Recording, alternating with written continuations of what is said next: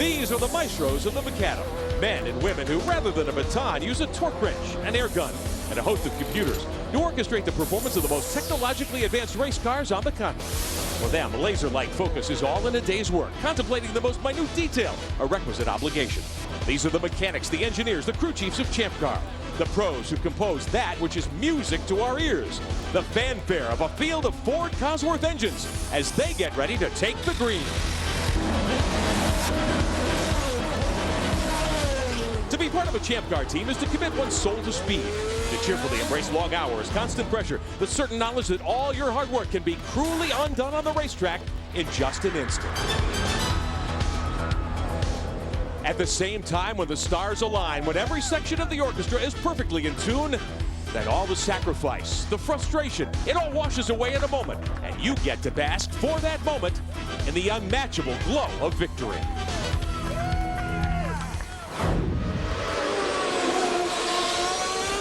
Concentrate on your mark. Go. Green. Bridgestone presents the Champ Car World Series powered by Ford. The sights, the sounds, the exhilaration of a 185-mile-an-hour festival of speed. And welcome to round 3 of the 2006 championship chase. Champ Car's first international run of the season, south of the border for the first time. We're at the Tecate Grand Prix of Monterrey, presented by Roche France.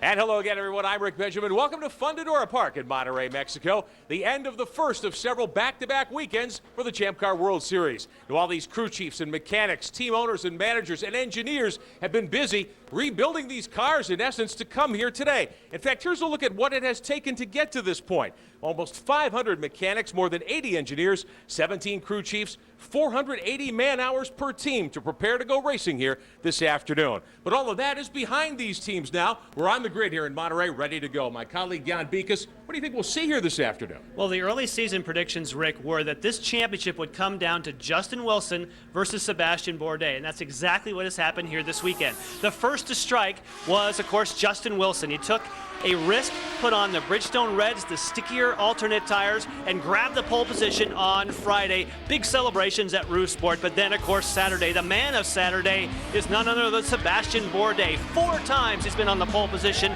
here, and he blistered the track record. But the moment you thought that the race was over before it started, look at this. Sebastian Bourdais throws it off the road, showing that even he can make a mistake. But there's more. Let's get to Cameron Steele.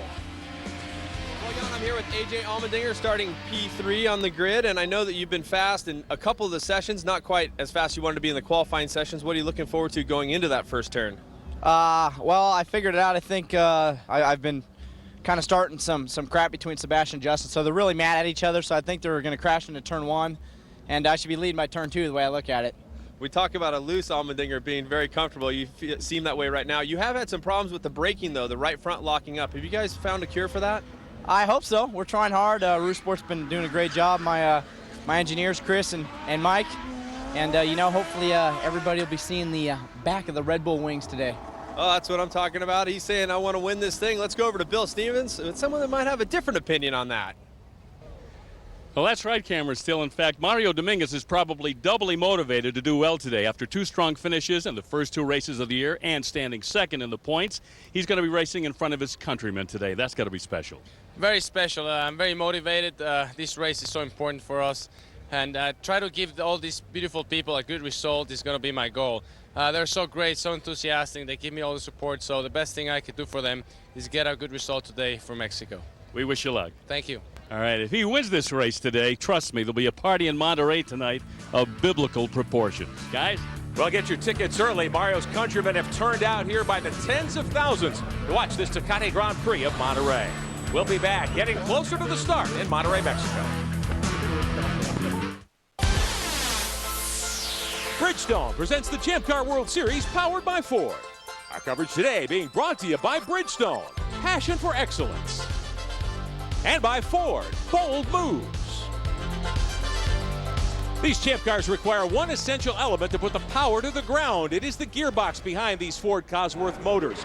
Assembling the gearbox properly is very important. Let's learn more in this week's Champ Car Speed Shot.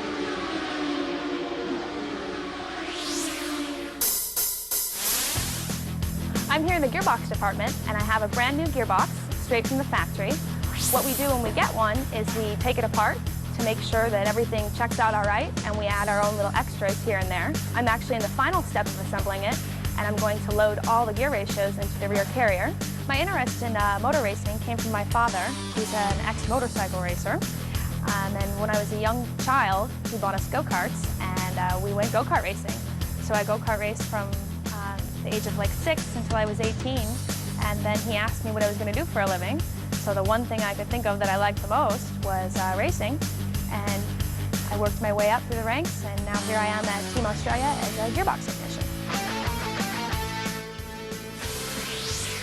Our Champ Car Speed Shot. Now the Bridgestone Pole Award for the second time in 3 races to Sebastian Bourdais. The McDonald's #1, $5,000. The Bridgestone Pole Award.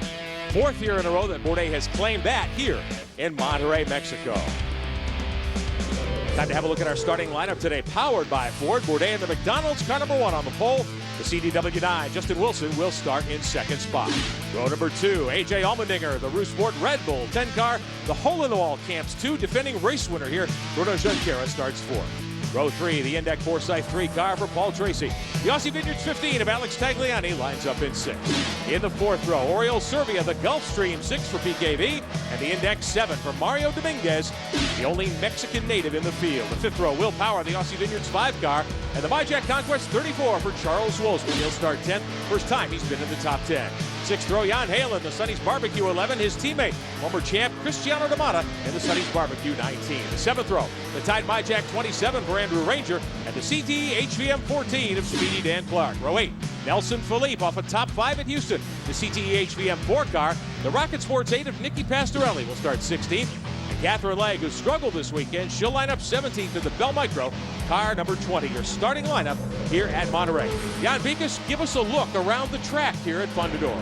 Well, the first thing you see is that it's about 2 miles around. It's flat, it's slippery, but there are some great places to pass. The first would be turn number 5. The next one would be up here in turn number 8. And if you're really brave, in 1 and 2, that's a place where you can take a risk and make a move. Very challenging permanent road course.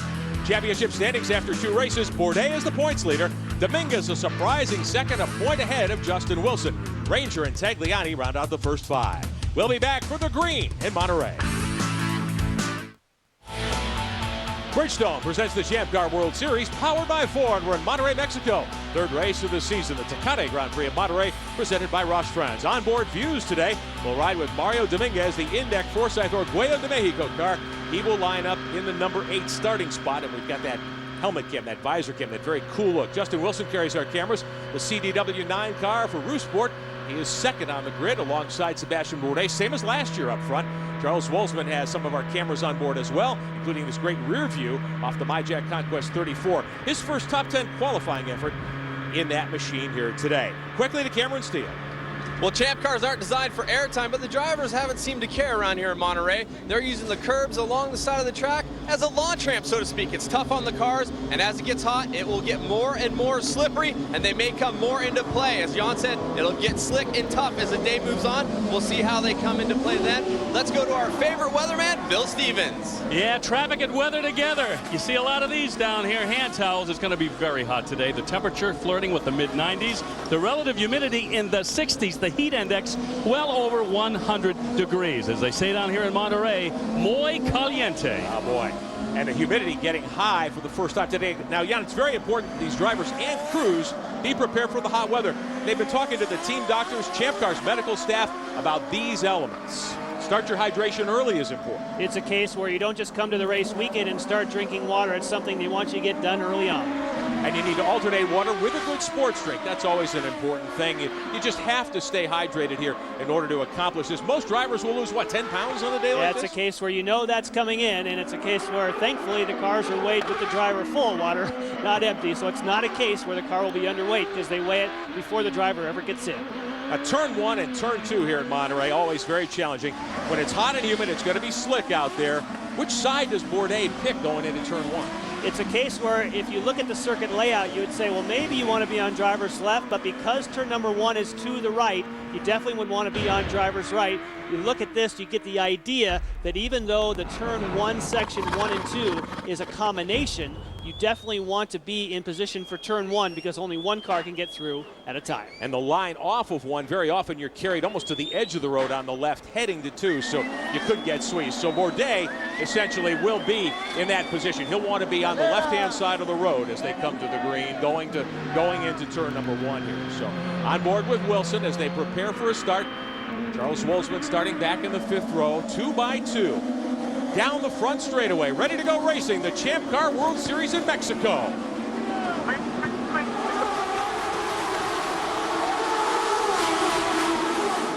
Bourdais cleanly into 1, Allmendinger to 2nd, Wilson trying to get back at him.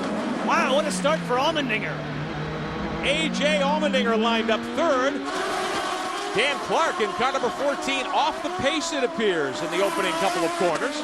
Bourdais quickly, a 5-car length lead over Wilson. But Justin came back. Justin has already repassed his teammate. Bruno Junqueira now with his hands full. Paul Tracy back there. Paul Tracy just got by Bruno Junqueira. That was an aggressive move in turn 5, one of the best passing zones. One of the straightaways here at Fundidora Park. On board Justin Wilson, the CDW9 car, looking back at A.J. Allmendinger.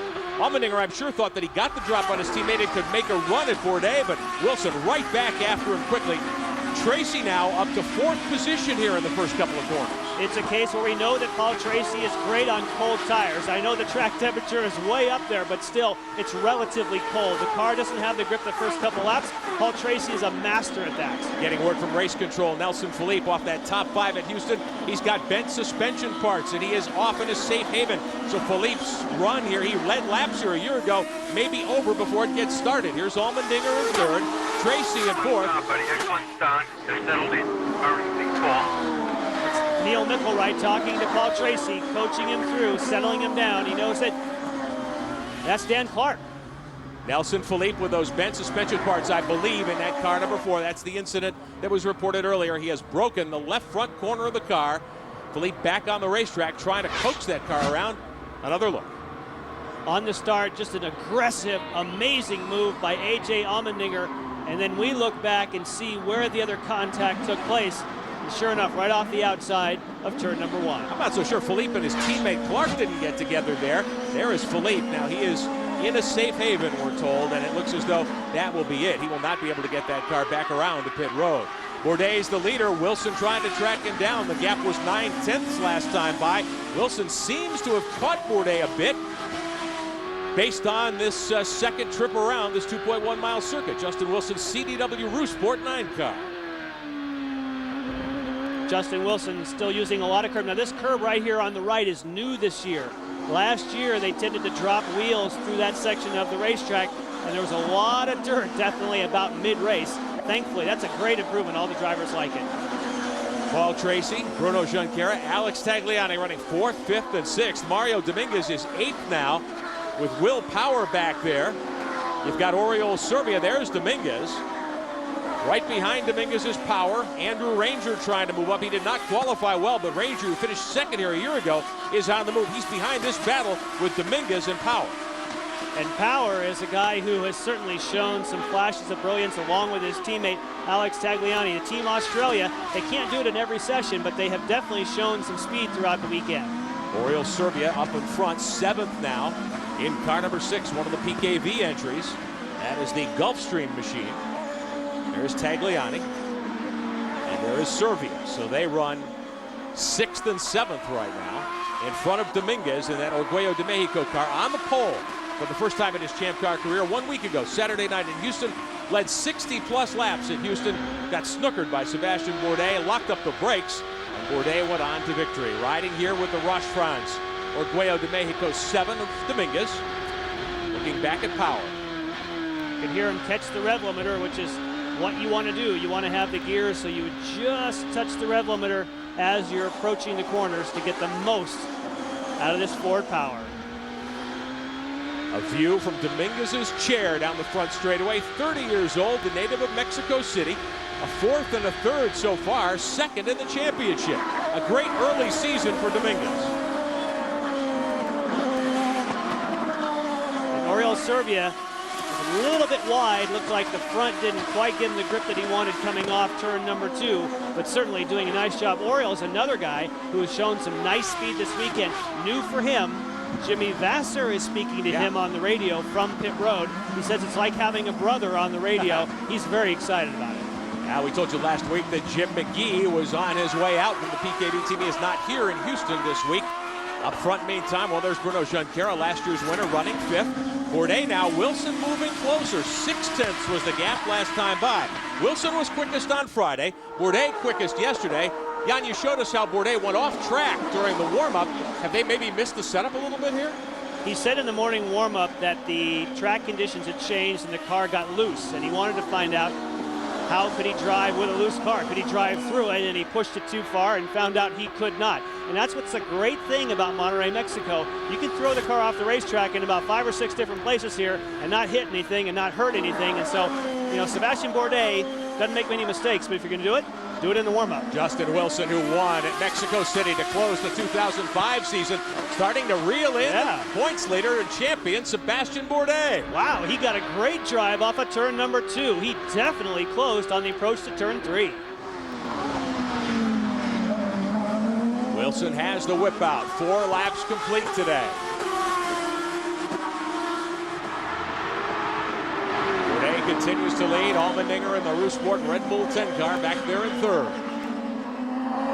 If you're Justin Wilson, what you're trying to do is you're trying to get close enough to Sebastian Bourdais to possibly force him into some kind of error. It's a case where he definitely wants to try, not necessarily to set up a pass, but to definitely put pressure. Team owner Carl Russo there, left of your screen, watching this develop. Keeping an eye on his teammates, Bill Stevens. You know, Cameron Steele is there. Carl, we're watching you watch your driver, but it looks like he's closing in. Is he telling you anything? He's not saying anything other than he's driving happy, and his goal is to go run down Sebastian and get in front of him. We're pretty tired of finishing behind him, that's for sure. Were you a little nervous with that start? AJ and Justin got really close. I mean, battling out in the first corner. Yeah, they passed each other back. We don't have any team orders here at Rousport. We're racers to the core. And as I said last year, AJ and Justin competed with each other wheel to wheel when they were rookies of the year on different teams. They can do it here, no sweat. We're looking forward to a battle. Let's go over to Bill Stevens. Craig Hansen is, well, he kind of looks like the Cheshire Cat right now. I asked him, is Sebastian telling you anything about the car? And he says, not really a whole lot. And as he said it, he kind of had that look on his face like there's nothing really to worry about right now. They seem to think everything's under control. Well, one of the things we've been monitoring is radio communications, and they're telling Sebastian to watch the fuel. And they're giving him fuel numbers saying that they're trying to get an extra lap. So the moment that you see 2 cars that are so evenly matched, Kenny Seawick is the person who would give that information to Sebastian Bourdais. They're giving him a fuel target number that lends me to believe he's backing off a little bit because he's getting an extra lap before he has to pit. Now, 3rd time I've been able to be at this event with you, and fuel strategy and pit stop windows very, very important here, it seems. Last year we saw Andrew Ranger, Nelson Philippe run up front for quite a long time. Bruno Junqueira was able to come through and win last year, so this is not necessarily a done deal for these cars up front here in the early going. And you can tell by those expressions that everyone is studying. Everyone's trying to find out, trying to size up the competition. Remember what happened in Long Beach? There was radio communications that Sebastian Bourdais was saving some fuel, and then we thought that Justin Wilson could go farther. It turned out he could not. So it's one thing to stay with Sebastian Bourdais, but can you also stay out on the racetrack as long? Because if you pit later, it's a huge advantage. Bourdais continues to lead. 6 of 76 laps complete here at Monterrey. These two started side by side here a year ago. They ran 1-2, of course, in the opener at Long Beach, but it was a huge victory for Bourdais by a big gap. Wilson, though, closing in on the leader. Back to Charles Wolzman, meantime. He's got cars coming up behind him. Cristiano Damata starting to close in on Wolzman now, who runs 11th. Damata is 12th. Cristiano Damata had said that he loves the racetrack, the car is pretty well balanced, but he doesn't really feel that they have necessarily all the parts and pieces to run as quickly as they need to on a road course. Will Power continues to run 9th in the Aussie Vineyards 5. He's right behind Mario Dominguez in the Roche Franz Orgullo de Mexico Indec car. And Andrew Ranger moving up through the field. Started 13th. He gained 3 spots in that charge through turns 1 and 2. He's up to 10th, 4th in the championship. He came from deep in the field to finish well at Houston last week. Really strong teenage driver. He's done very well with a team, the MyJack Conquest Group, that really supports him. And they brought him here to Mexico to try to keep a great season going. He just said that he felt that this type of racetrack really suited his style. He doesn't like bumpy racetracks, so therefore he wouldn't like Houston, but he loves it here. Top 2 continue to be Bourdais and Wilson, with Allmendinger about 2 seconds behind Bourdais in 3rd. The McDonald's 1 car, 2-time series champ Sebastian Bourdais. There's the CDW 9 of Wilson. Half a second apart last couple of laps. 7 complete out of 76 here at Monterrey. With Wilson trying to reel in the points leader. Paul Tracy in front of Bruno Junqueira as they battle it out for 4th. We'll be right back. More of the Tecate Grand Prix of Monterrey in just a moment.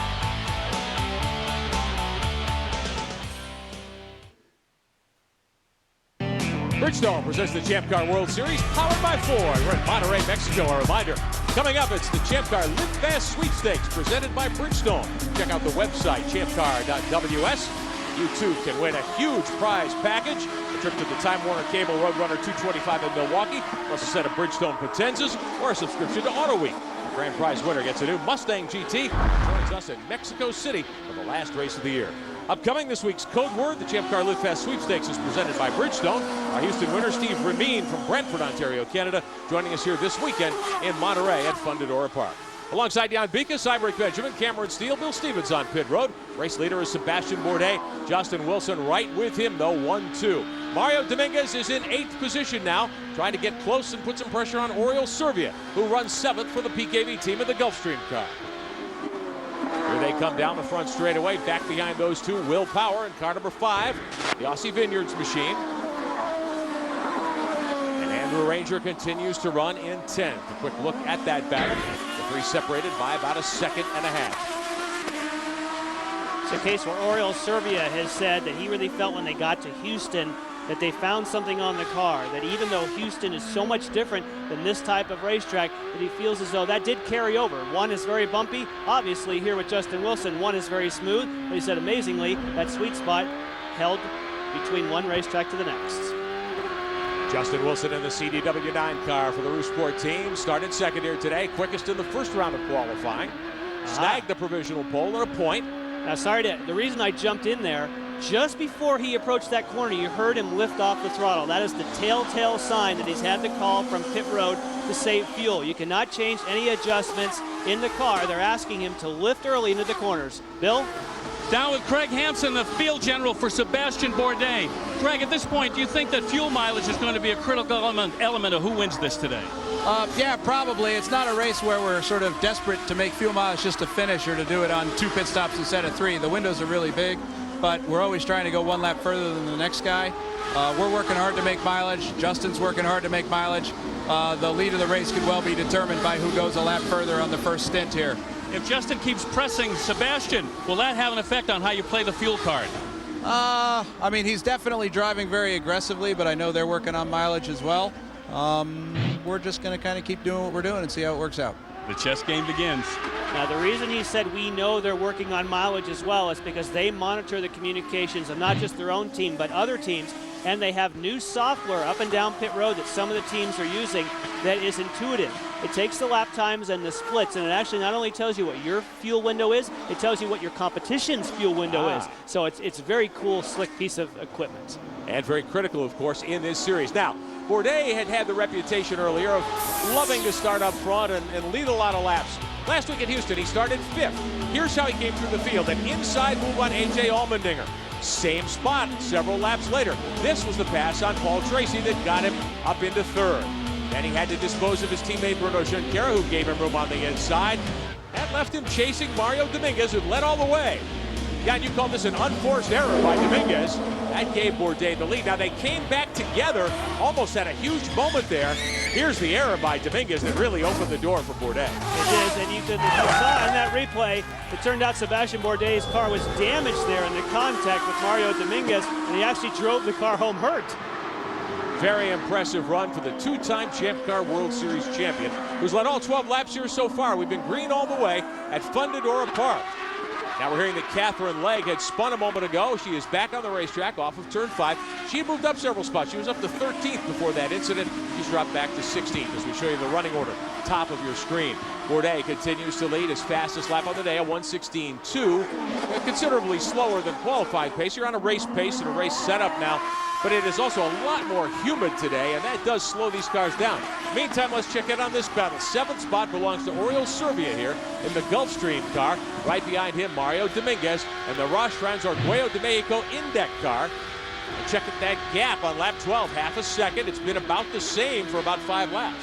But he is close enough now to where if he decided to use the Cosworth power to pass, he might be close enough to get by Oriol Servia. It's worth reminding that they are back as they were in Houston to 75 additional horsepower when you press that. Neither one has. If they had hit the power to pass, you'd see the flashing red light on the back of the car. So they have 75 available horsepower at a press of a button, but you got to be careful when you use it. A lot of people want to save it for the end.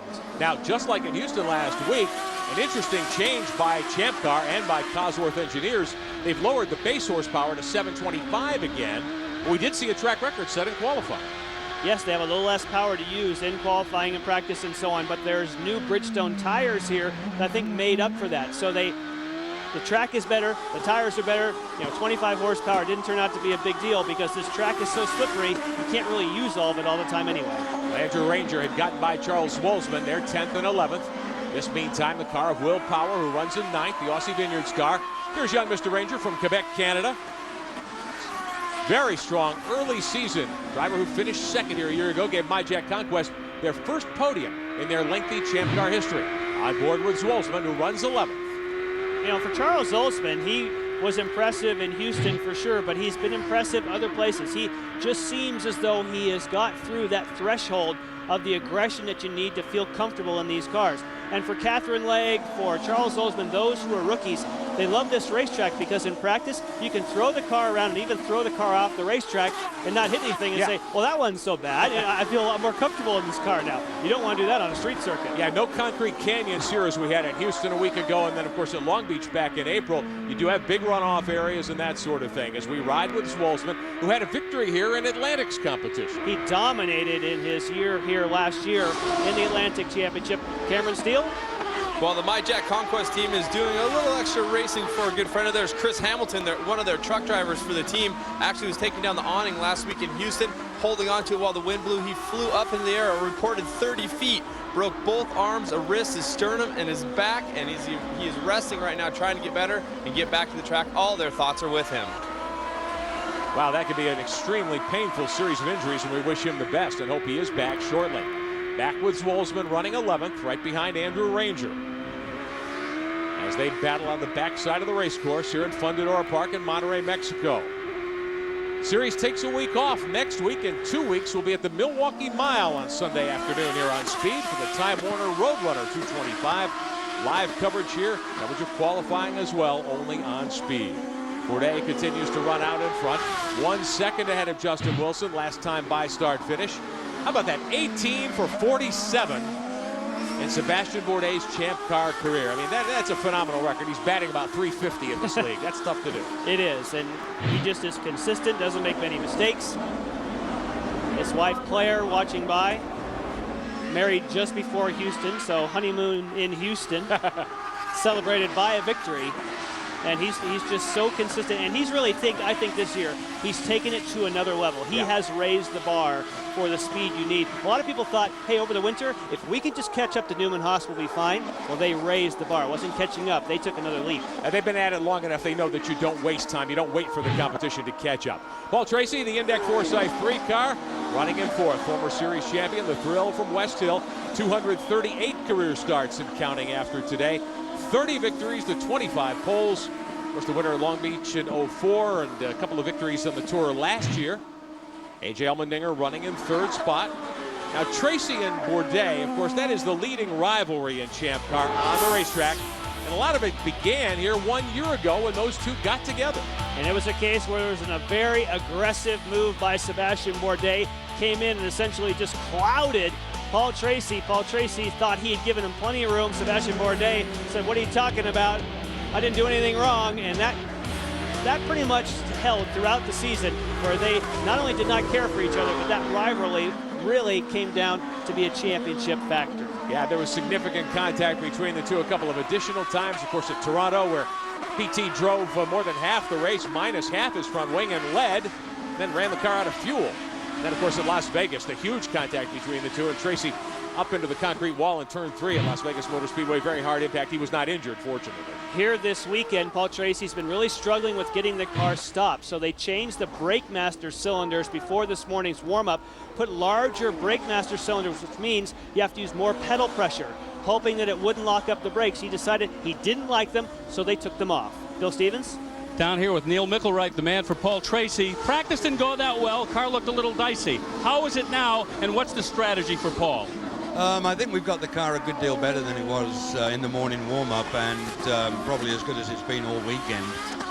Right now, I think it seems fairly good balance. We're making reasonable mileage, running fourth, running as quick as the leaders, and just hanging out there. So we're waiting to see how things unfold a little bit, see if there's an opportunity for us. Waiting and seeing could be a wise strategy today. We hope so. Now, Paul Tracy at the moment continues fourth. He is about 1.5 seconds behind A.J. Allmendinger, holding station as we get close, John. 17 green flag laps on the board. First pit window, I guess, would be opening here shortly. Let's have a look at what Tracy did moments ago as they work through turn 1 and 2 as he continues to run fourth. On the approach to turn number 1,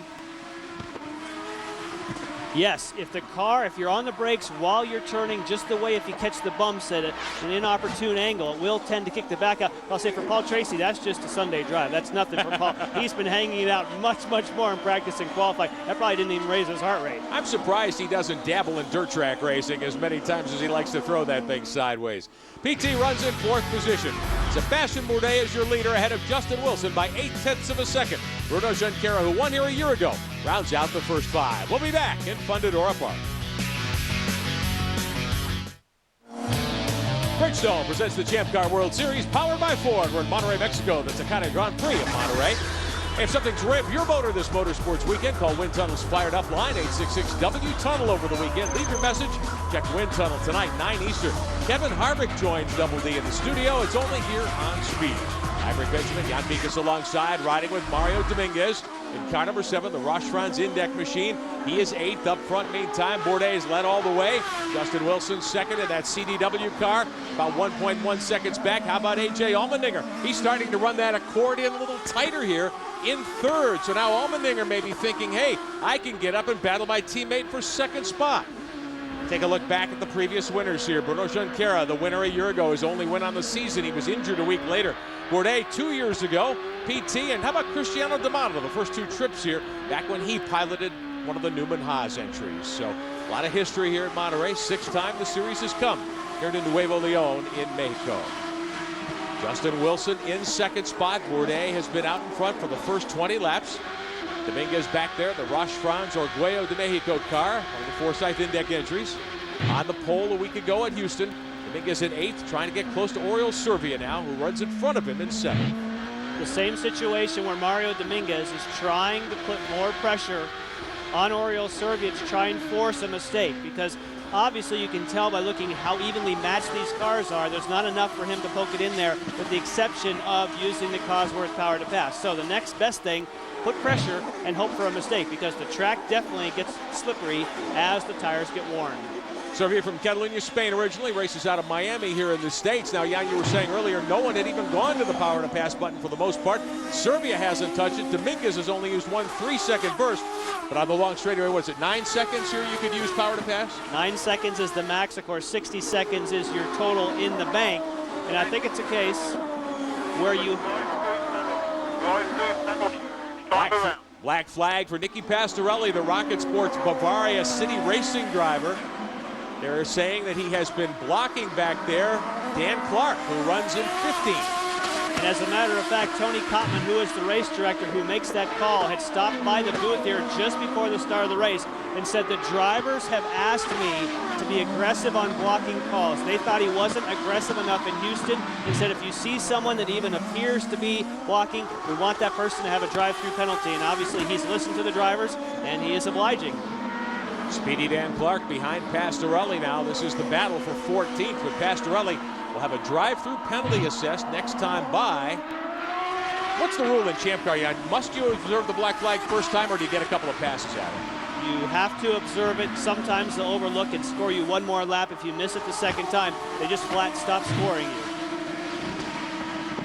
Lots of battles everywhere around the racetrack as we watch Pastorelli try to run as quickly as he can to the pit entrance, serve that penalty and lose as little time as possible here as he sits 14th. Now behind Dan Clark, you've got Catherine Legg. Here comes Pastorelli for the drive-through.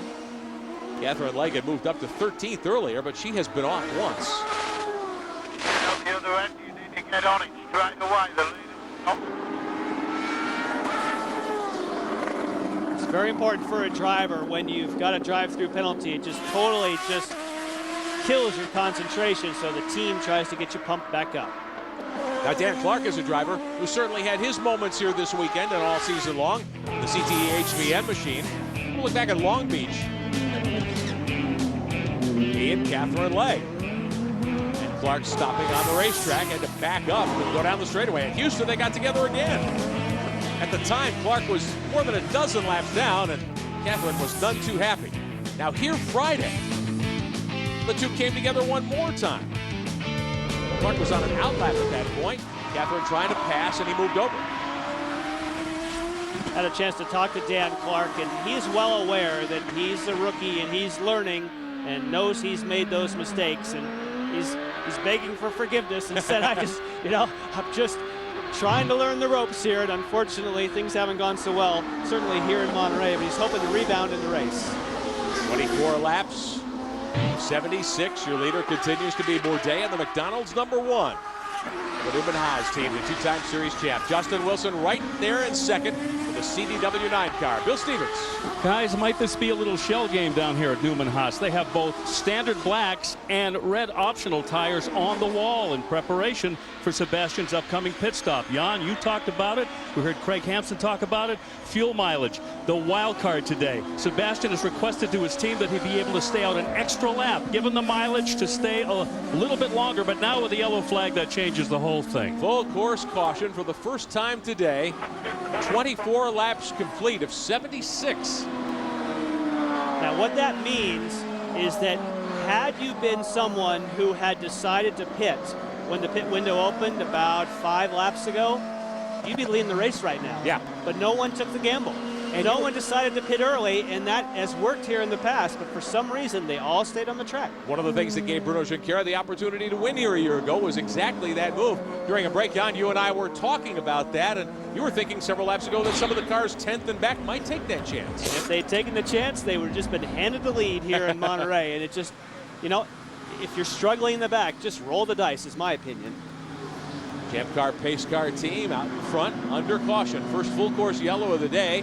We understand there is debris on the back straightaway. Now it does appear as though both Bourdais and Wilson will pit together when they come around first time in. This will be lap number 25 of 76 with the windows solidly open here. Now what's interesting, of course, is they've been working. All right, Justin, everybody's going to stop once the pit's open. They're still closed. I'll let you know. Todd Malloy on the radio saying the pits are still closed, and it's a case where they've all been working so hard to do an extra lap so that they can pit and get an advantage, and now everyone's going to hit pit road at the same time. That's when the crews definitely earn their money. Now the Roost Sports CDW guys shrugging the shoulders, trying to loosen up a little bit. It all has to happen in less than 10 seconds if you're going to have a success on pit road. Red's laid out. And that's an interesting strategy.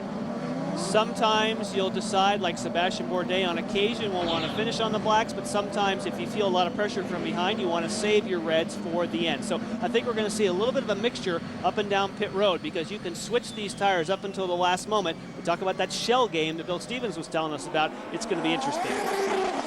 Pace car continues to bring them around for debris on the backstretch. First caution of the day. Pit lane has been open now. So all of these cars will be able to make their first stops of the afternoon. Wilson's team at the ready. Bourdais' team ready as well. They have to observe the speed limit. Here they come. And they're AJ's crew, come around AJ's crew. It's going to be a little bit after tires, 1 or 2 seconds after tires. That's Justin's radio. Look for your mark. And we've seen the black tires there already for Bourdais. So if we know that Justin's on the reds, if he gets out quick, this could be advantage Justin Wilson. Pit stall selection is key. Tires going on Bourdais' machine. Blacks on Bourdais. He should be a bit slower. Wilson's away on the Bridgestone Reds, the alternates. All right. Wilson's Junkera going away. first, and he did it. So not only does he take red sidewall tires, but he also beats out Sebastian Bourdais. That's a huge bonus for the Rousport team. So Justin Wilson trying to back up his Mexico City win last year. We have an opportunity here. Carl Russo high-fiving his guys on pit road. Wilson comes off pit road in the #1 position for the restart. Running order top of your screen as they came in, along with team managers, crew chiefs, those talking to the drivers on the radio. What we do not know is if each car filled. Yeah. We knew that the plan for Sebastian Bourdais was to take a full load of fuel. But the way you pass in the pits is you short fill. You take a little less fuel so you can get underway sooner. So Justin Wilson, if he also by chance is full of fuel, that's a triple bonus. Now it appears that Dan Clark did not come to pit road in the CTE HVM 14 car, so that would put him out in front at the moment. He will lead a lap, it appears, here at Monterrey. Linda Popes and Gail Truiss wheeling that Mustang GT pace car. Cameron Steele. I'm here with Jeremy Dale, the president of Rousport, and it looks like you guys very excited about getting out of the pits first, but the question is, did you short fuel him? We did not short fill. We've got a full tank. We're in great shape. Sebastian took blacks, we took reds, so it'll be interesting to see what happens here in this middle stint of the race. Are you guys a little worried on the gamble with the reds going out now and having to run the blacks later? You know, we'll see. The track's going to get rubbered in. It's going to be in better shape towards the end of the race. Justin's got a great car. He was doing great on fuel mileage. Sebastian's got a great car. He was doing a great job on fuel mileage. So it looks like it's a race. We'll see how it goes. Getting ready for a restart here at Fundidora Park. Wilson will start in front of Bourdais. One more look at it. They keep it on the jacks until they get the tires done, as so many teams are doing now, as we go back to green. And look at Wilson go. Justin Wilson trying to defend into one. Bourdais, Allmendinger's right there. Bourdais puts a tire off. Dan Clark's in the mix there, and Allmendinger gets by into second spot. AJ Allmendinger, that's 2 starts where he's been aggressive and picked up spots. He came up. Sebastian Bourdais put 2 wheels on the grass, and man, this is turning into a Rousport benefit. And look at Paul Tracy, he's on it. Paul Tracy trying to elbow his way by Bruno Junqueira. He lets Bruno turn in first. Now Tracy will come back at him on the other side. That was a great move. You could see that coming. He faded him, faked him into the corner. Nice repass. Alex Tagliani, who had problems at Houston, problems here earlier in the weekend. He rides 7th for the Walker Racing Team, the Team Australia Aussie Vineyards car. Paul Tracy on the reds as well now, up to 5th. Your leader is Wilson, Bill Stevens. Sebastian Bourdais did take a full tank of fuel in that pit stop, and I want to remind you guys what happened in Houston on that hot racetrack. Sebastian's actually more of a threat on the black wall tires, so maybe that will play into his hands right now. One other quick thing, Paul Tracy was upset because he took a full fuel tank. He said if we short fueled, I might have picked up some track position. So interesting that the strategy is called from the cockpit and the pit road, but that is a case where Paul Tracy, and that's actually pretty wise, because if Paul Tracy could have somehow got out ahead of this group, he could have held them from behind. But if you have a car that's not quite as fast as the guys ahead, sometimes you've got to throw that gamble. That's my point. I think that earlier on, there was a whole bunch of people that could have rolled the dice, and now it shows that they could be in a whole league of their own, but it's tough. When you're sitting on pit road and you don't know if there's going to be a caution, it's a tough call to make. Justin Wilson with those 2 victories a year ago. Came oh so close at Portland, the next stop after Milwaukee for the Champ Car World Series. Led more than half the race before oil pump problems inside his motor. Ended his day, but he came back and won at Toronto and then dominated the season finale at Mexico City. A 1-2 finish there for the Rousport team, and they run 1-2 here right now. Paul Tracy at age 37, recently re-upped for 5 more years with the Forsyth Index Champ Car squad. Races out of Fort Lauderdale these days in car number 3. A look back at what Tracy did here a moment ago. Now, interesting, why is Junqueira, because it appeared as though Junqueira was already ahead of Paul Tracy, yet he's in the middle of the road. So just prior to that, but certainly that repass technique is something that you learn early on, and that is picture perfect. If you ever want to know how to do the pass repass, Paul Tracy, that was textbook perfect. Wilson and Allmendinger in front of Bourdais. Bill Stevens. Back with Neil Mickelwright. You gave Paul a full tank of fuel. He wanted to know why you didn't short fuel maybe to pick up position. What's the answer? Basically, the answer is that at the first stint, running where we were, the only way to get an accurate fuel number for the fuel that's been used is to fill it right up. We got another stop later. We can short fill if that's what we elect to do. We didn't feel that it would be much of an impediment. It lost us a spot, but he got that back. Let's see if it hangs together. Down the front straightaway. Looks like there'll be a black flag for car number 2, Bruno Junqueira, the hole-in-the-wall Camps machine. And that was from the incident that we just saw the replay. Remember when I said, what's he doing in the middle of the road? That's exactly what the drivers have asked Tony Cotman, the race director. The moment that somebody gets off of line to make a difference on a pass or a repass, we want him black flag, and he's acknowledging. From what I understand, believe it or not, it was unanimous. The drivers all wanted it enforced that way. Well, old dogs learn new tricks sometimes. It's hard to unlearn some of those old tricks. It may just be a case of, hey, I'm out there and I just didn't remember. That's not considered kosher anymore. Bruno, the winner here a year ago, and then, of course, sat out the balance of the season.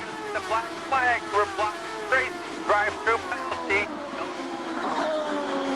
Bruno gets to stay on the button now. He continues to run 5th in front of Alex Tagliani, but he will lose 5th and much more when he does come to pit road in the hole-in-the-wall Camps 2 car from the Newman Haas team. Down under the Roche Franz Bridge.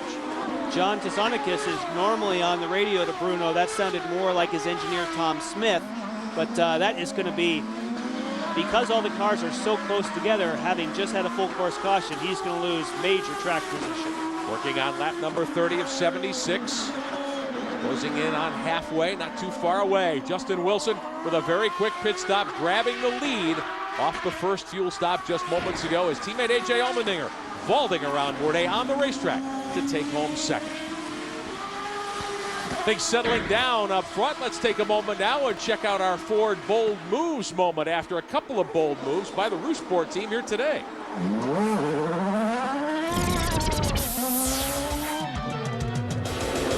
Talk about bold moves. We've got a bunch of them for you. These are the 2006 Mustang GT California Specials that act as pace cars in the Champ Car World Series. They've all been modified with parts from Ford Racing Performance Parts. And Kathy Lyon, you with the program, tell us why it's so unique.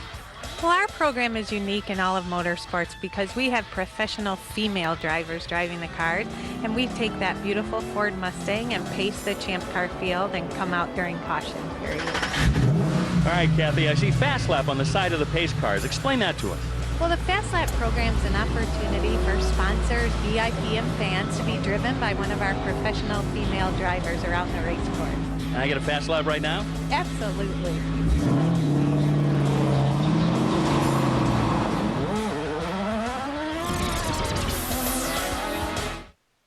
Stone presents the Champ Car World Series, powered by Ford. We're in Monterrey, Mexico for the Tecate Grand Prix of Monterrey, presented by Roche Franz. Your chance now to enter the Champ Car Live Fast Sweepstakes, presented by Bridgestone. Then a trip to Milwaukee for the Time Warner Cable Roadrunner 225 in 2 weeks, plus a set of Bridgestone Potenza pole position tires or an Auto Week subscription. Our grand prize winner gets a new Ford Mustang GT. Joins us in Mexico City for the series finale. Our code word this week, Mario. Get the official rules and an entry at champcar.ws. The Champ Car Live Fast Sweepstakes is presented by Bridgestone. And we're on board a bird's eye view, you might say, with Mario Dominguez in car number 7. Dominguez up to 6th now in the Roche Franz Arguello de Mexico car. In front of his countrymen. You heard from him at the top of the broadcast. What a huge win it would be if he could score here in his homeland. And you get such a good sense of how smooth the track is until you hit those curves. It's 162 miles an hour here before you slice through this section. 93 through there, and then down to second gear, 46 miles an hour at the apex. Now right behind Dominguez, Oriol Serbia has his hands full with Will Power and Andrew Ranger. There they are, approaching that right-hand corner, back on board with Dominguez. And Dominguez has a nice clear view ahead of him now. We can see Oriol Serbia behind, and that shows how important the pit stops are. The driver works so hard to try to be in a position to pick up a spot, and sometimes the pit road is the one place where you can get it. Let's get more from pit road. Bill Stevens. I'm with Brian Lyles. He's the general manager of Newman Haas. You just told me you were a little puzzled by the call on Bruno for blocking. Yeah, obviously we didn't see it on TV, but I assume Bruno must have got ahead of Paul at the start. But I mean, by the third corner, Tracy was ahead of Bruno, so I'm not quite sure how you can block in such a short time. Controversy and Paul Tracy happens again. Now Bruno Junqueira now trying to work his way around Jan Halen in car number 11. Cristiano Damata is up there as well with Charles Wolzman in that MyJack Conquest 34. There's Wolzman in the 34. There is Halen, and Bruno right behind them now. So that is a battle for position back around 10th, 11th, and 12th. Looking off under the rear wing of Wolzman's machine. And for Bruno Junqueira, he's out driving with some guys he doesn't spend a lot of time with. Yeah. And you have to learn the videos. You would think, well, he's way faster. It should be easy. But it just shows that even those that don't run at the kind of speed that Newman Haas and Bruno Junqueira, it's a lot of work to get by people. You really have to plan ahead. I'll tell you what I'm impressed by. Right behind them, you see the Rocket Sports Bavaria Race City car, the aid of Nicky Pastorelli. Now, he was black flagged a little earlier, had to run a drive-through penalty. He didn't lose a lap. He's back to 14th, and he's right in the mix here with these cars. Of course, off that caution period and the restart that allowed him to pack back up with everyone else. But he is able to hang in there. Jan Halen, first-year driver, 25 years old from Belgium. 7th and 13th so far in the season. And a pretty big smile on his face because things really didn't go well in Houston where they had braking trouble, and that's one of the most disconcerting things for any driver when you don't know what the brakes are going to do. But they have that fixed, and he's done a nice job. Watching Bruno Junqueira in car number 2, the hole-in-the-wall Camps car, applying pressure to Jan Halen. Here he comes to the inside. Power to pass. The light was flashing at the back. That's where that 75 horsepower will do it for you. That wasn't perfectly set up, but that's why they've added that to the series to try and give people an opportunity, even without a perfect run, to be able to get by. Bruno likes this place a lot. Give him 12th now as he elbows his way by Jan Halen. Pastorelli back there in 14th. Talked to Bruno earlier in the weekend, Jan. I know you spent time with him. It looked at Houston as though perhaps his fitness wasn't quite what it needed to be. Of course, he's just back off the injury and the long recovery. What did he have to say about that? He said that he thought his fitness was back to where it was from a training aerobic standpoint. His times for running, his times for biking are about the same. He says, I still need to work on my weights. I'm not quite there yet. The CDW9 car of Justin Wilson continuing to run out in front. Grabbed the lead off the first pit stop moments ago. His teammate A.J. Allmendinger passed Sebastian Bourdais on the racetrack. Wilson 1.2 seconds to the good. Back to the restart. Looking back off the back of Justin Wilson. Watch A.J. Allmendinger to the left.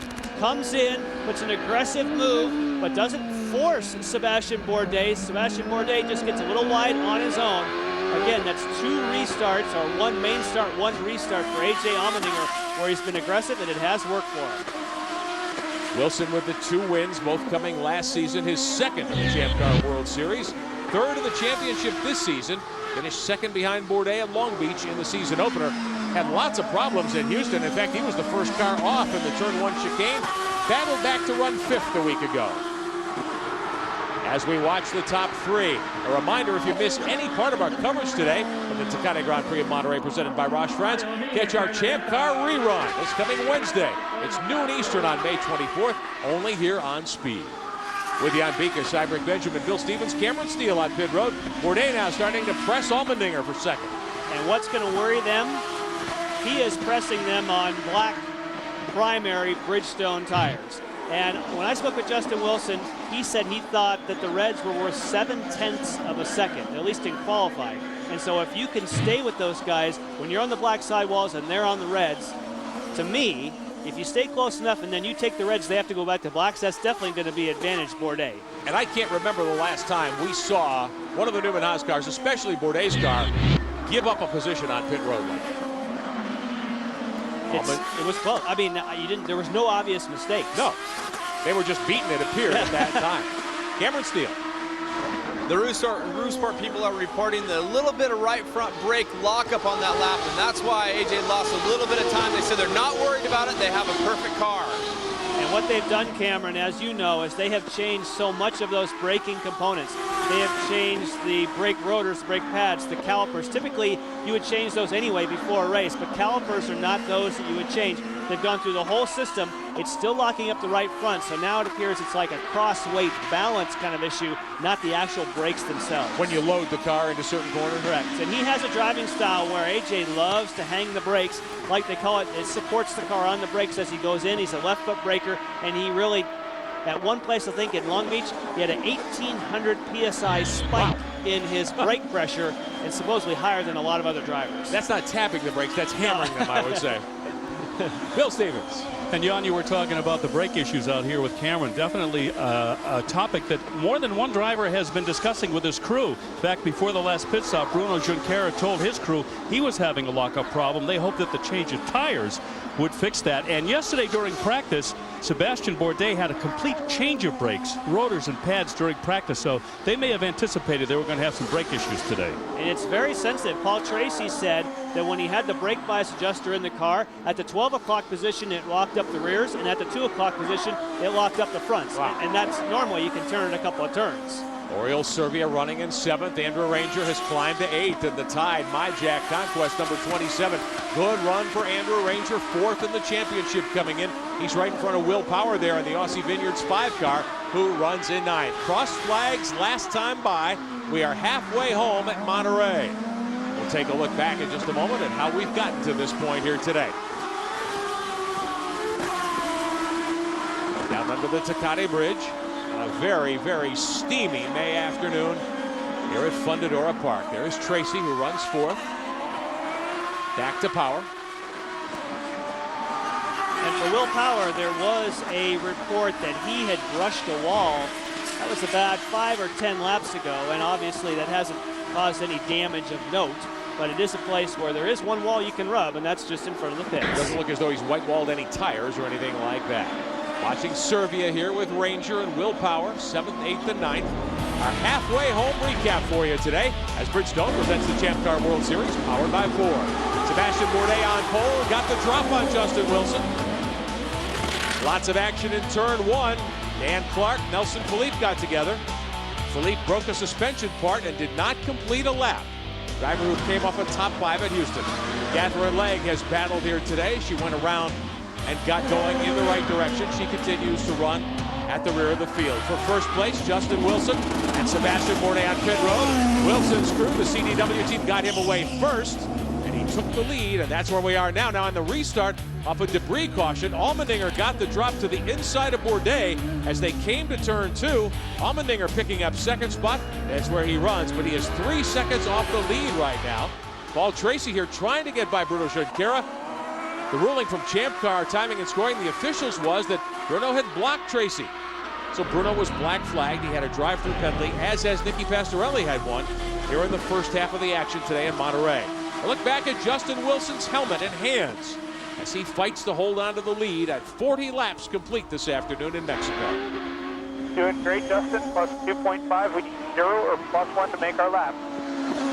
Okay, 0 and plus 1, those are fuel numbers.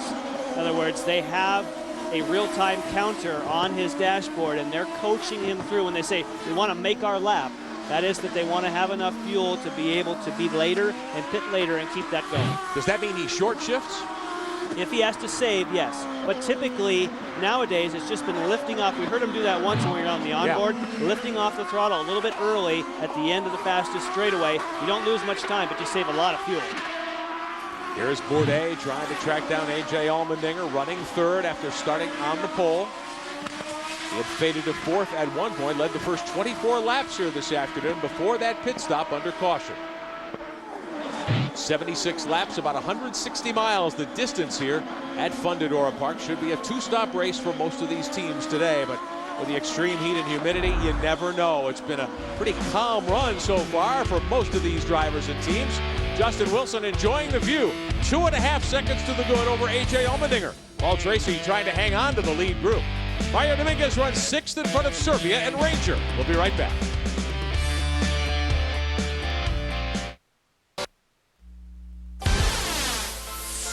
Bridgestone presents the Champ Car World Series powered by Ford. Our coverage today being brought to you by CDW, the right technology, right away. By Mobile Clean 5000, seriously tough oil. And by Mazda, always the soul of a sports car.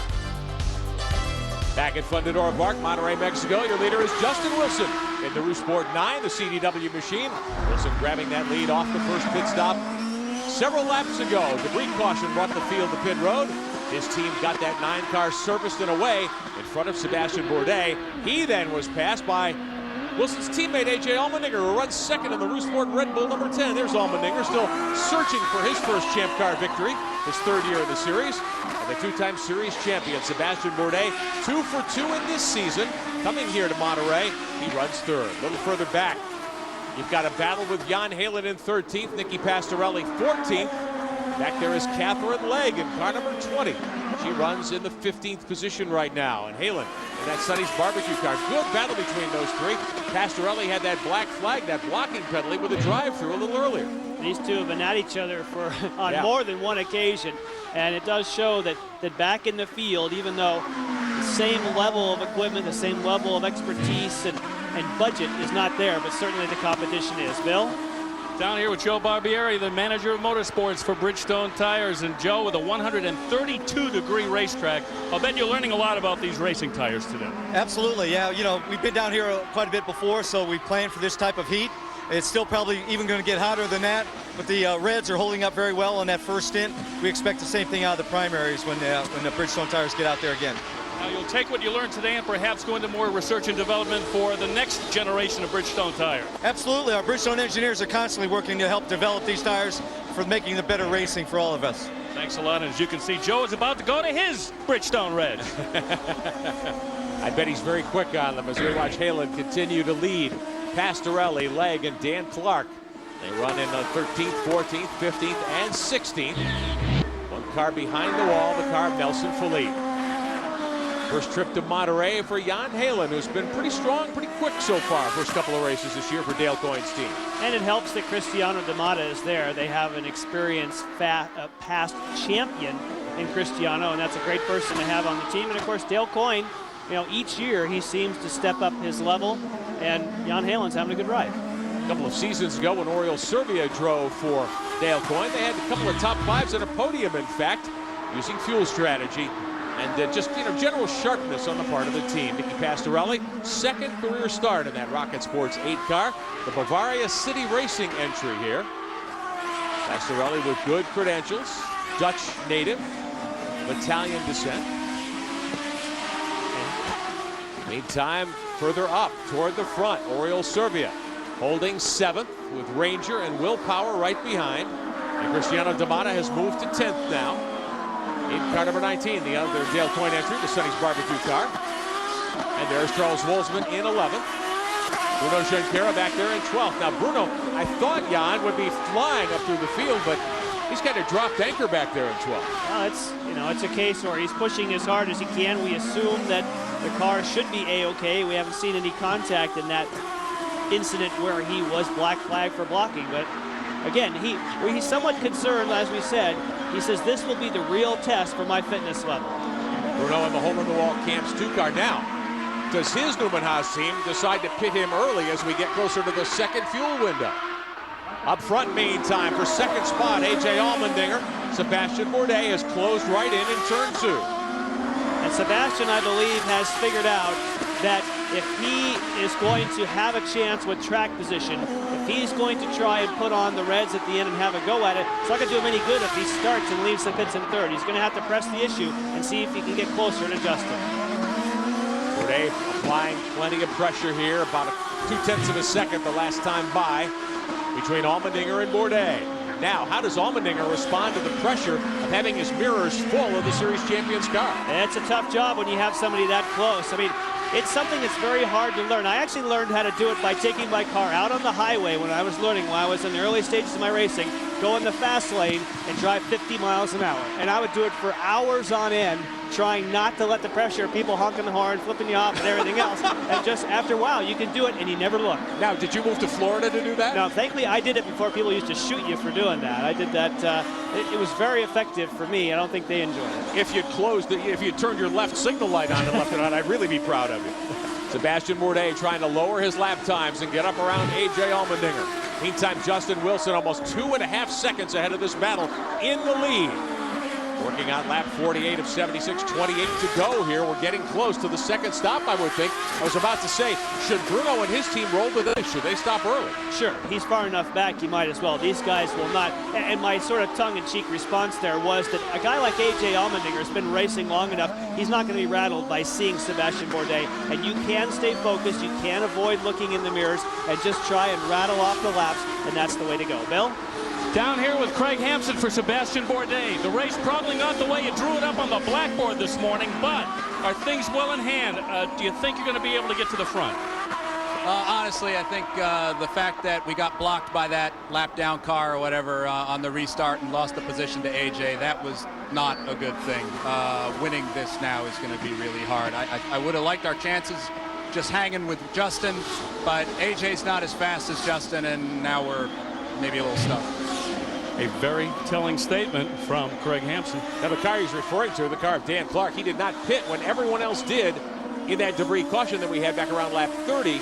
Clark stayed out, led a lap under caution, and as they came to the green, he moved left on the racetrack, tried to open the door for everyone, but evidently Bourdais got hung up a little bit. Let's have another look.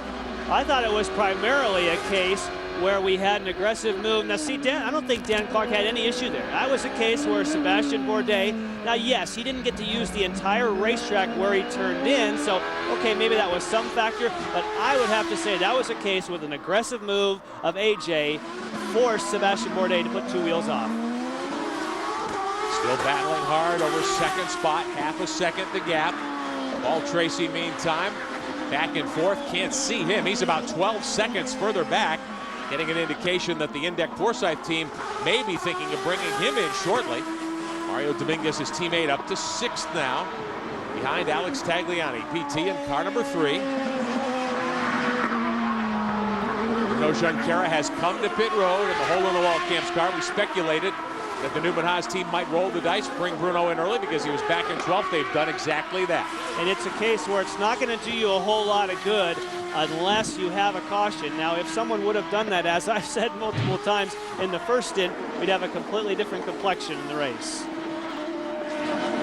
Watching Tracy. Continues to run fourth. 16 seconds behind Justin Wilson. No, Tracy didn't get to finish at Long Beach. But last week.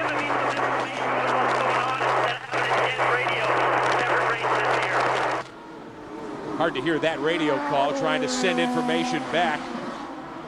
Tracy, of course, last week second to Bourdais at Houston. Well, one of the things kind of reading between the static there is he wants updates on what people are doing. Paul likes to be abreast of the strategy. He's aware of the fact that some people are peeling onto pit road and wants to know, hey, should we roll the dice? Still battling for second. Allmendinger has pulled back in front of Bourdais by a couple of car lengths. Charles Wolfsman on pit road, making his second and final stop. They'll put the Reds on the MyJack Conquest 34 car. That's an angle of a pit stop you don't see very often. Very nice job. Chower, Tim Shank, Reese Cavell, Ryan Case, and the others getting the over-the-wall work done on the 34 car.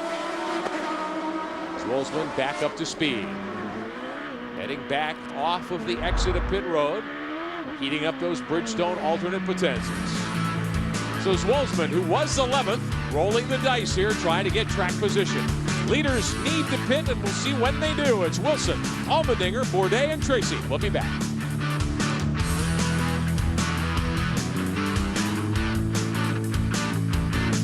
By Ford, we're in Monterrey, Mexico, for the Tecate Grand Prix of Monterrey.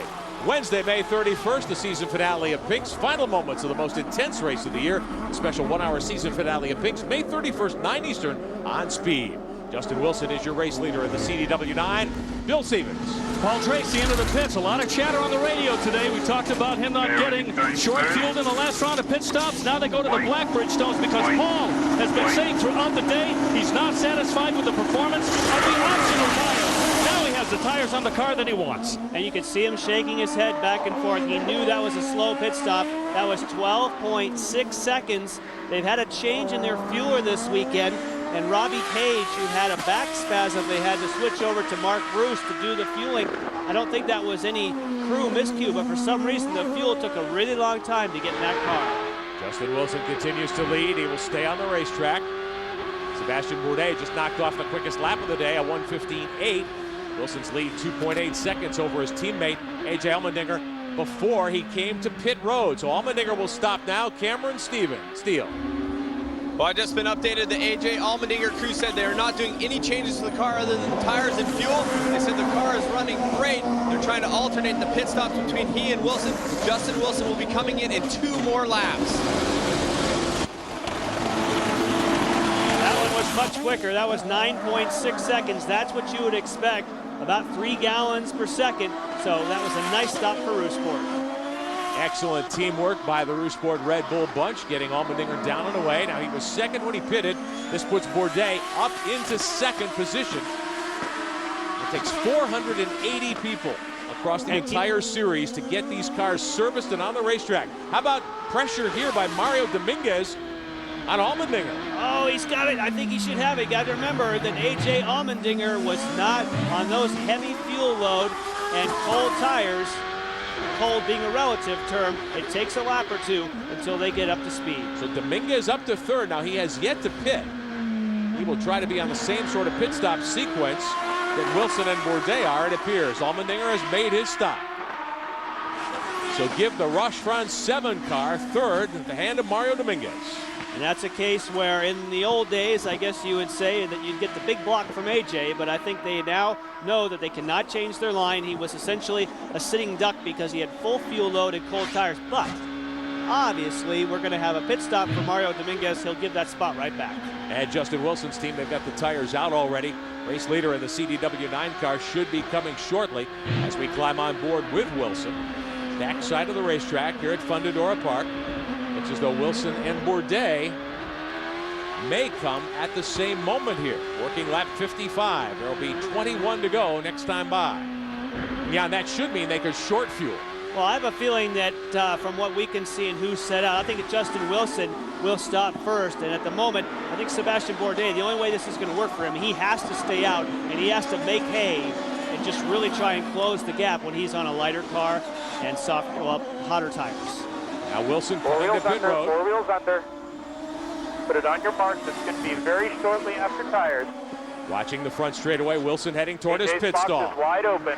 Bourdais will take over here as he will run 1 more lap at least. On 1 longer, we're going to need a real good outlap. Cameron Steele.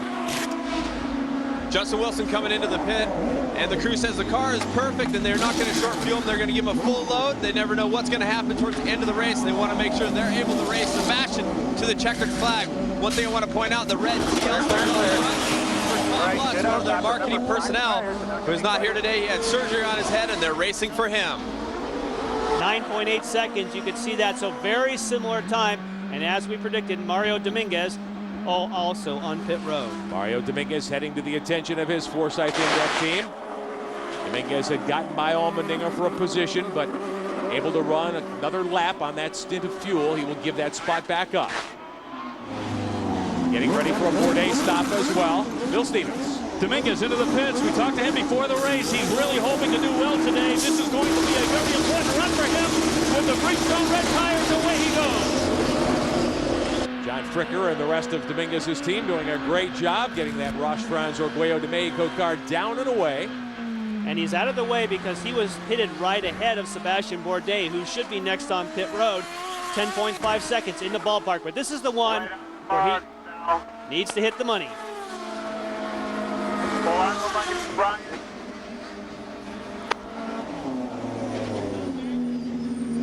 Bill Stevens. This is a very critical pit stop. The faces on these crew members a few moments ago showed all of the drama they know, that the race comes down to what they do. They have the tires on the car and away they go. There you go. That's what you need to do. There's no reason to fill the tank up because they know how much fuel it's going to take to get to the end. But Sebastian now is really going to have to stand on it on the reds. Sebastian Bourdais will have He's to ahead give for chase. now, but watch Wilson. You're on one lap. Do what you can. Wilson's got faster. He's got a faster car right now because his tire temps are up, but it's only going to be a couple of corners, and then Sebastian Bourdais will be back up to speed. This will be close.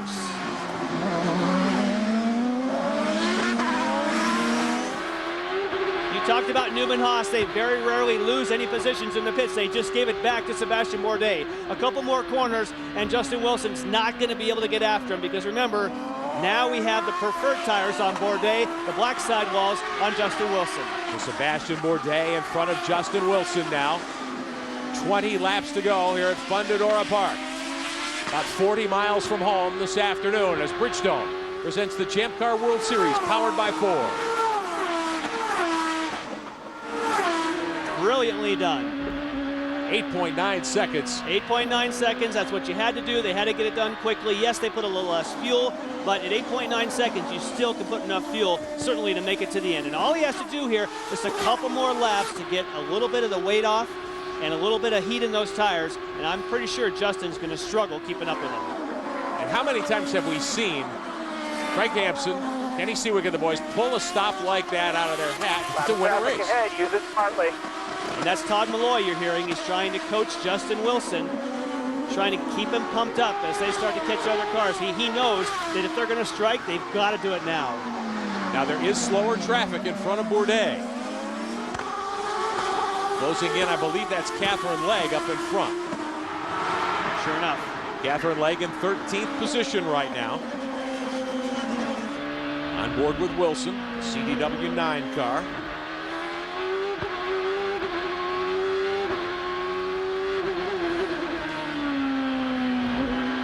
Power to pass numbers, top of your screen. Bourdais got 43 seconds remaining.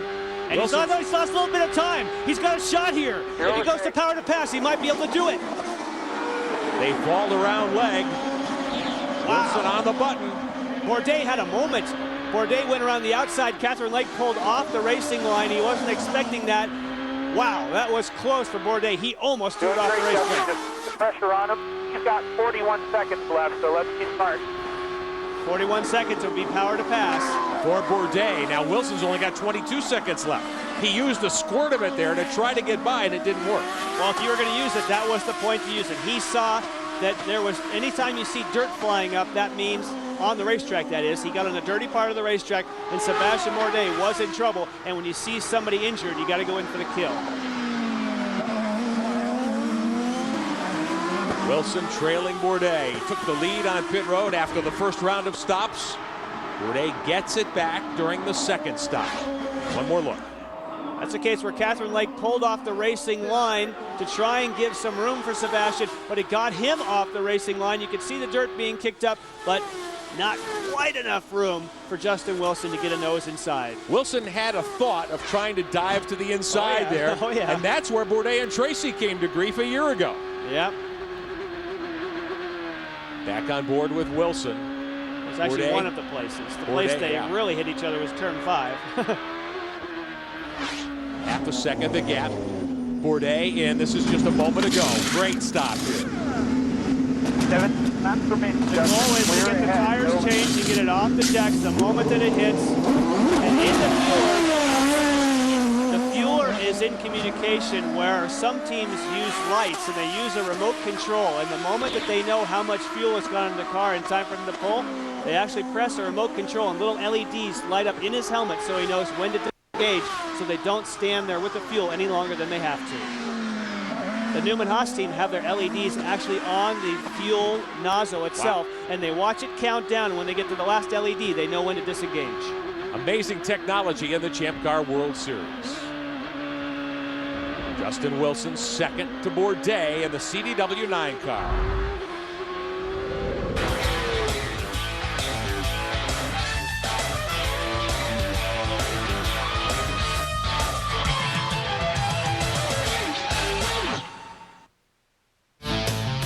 Bridgestone presents the Champ Car World Series, powered by Ford. We're in Monterrey, Mexico, for the Tecate Grand Prix of Monterrey. Coming up on Speed, an all-new Unique Whips Wednesday night. A car's just a car until it's unique. Bill will go to Indy this week. Meet with NASCAR star Tony Stewart. Pick up Tony's killer new ride, a vintage hearse. Unique Whips Wednesday, 10 Eastern only, here on Speed. I'm Rick Benjamin alongside Jan Beekes, Bill Stevens, Cameron Steele are on pit road. Laps winding down, 15 to go here at Fundidora Park. Justin Wilson led laps here today, but at the moment, Sebastian Bourdais seems to have the upper hand. A great pit stop by the Newman Haas team, vaulting the one car, the McDonald's machine, back to the lead. As we watch the trap speeds apply, here is the turn 2 complex. Bourdais nice and smooth through here. Riding with Charles Wolzman, who sits 10th in the 34 car. Will Power is behind him in the Aussie Vineyards 5, running in 11th. And Bruno Junqueira back there in 12th. Now, Bruno's team rolled the dice to try to get him track position. Didn't really pay off for him today. The only way that pays is if you happen to have a full course caution after you pit before the leaders do. And this particular time didn't pay for Bruno.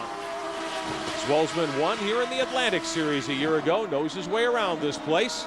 Trying to bring home a top 10 finish for his MyJack Conquest team. But Will Power, wow, really pressing him now. And Will Power is a guy who's pretty proud of his fitness. He rows for 5 hours a day, 5 times a week. And that seemed pretty extreme to me. But he is very confident that he's going to have the fitness level here on a blistering hot day.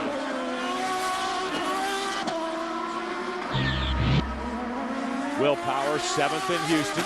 Good top 10 for him, running right behind Wolzman. Good battle here for 10th as the laps wind down in Monterrey.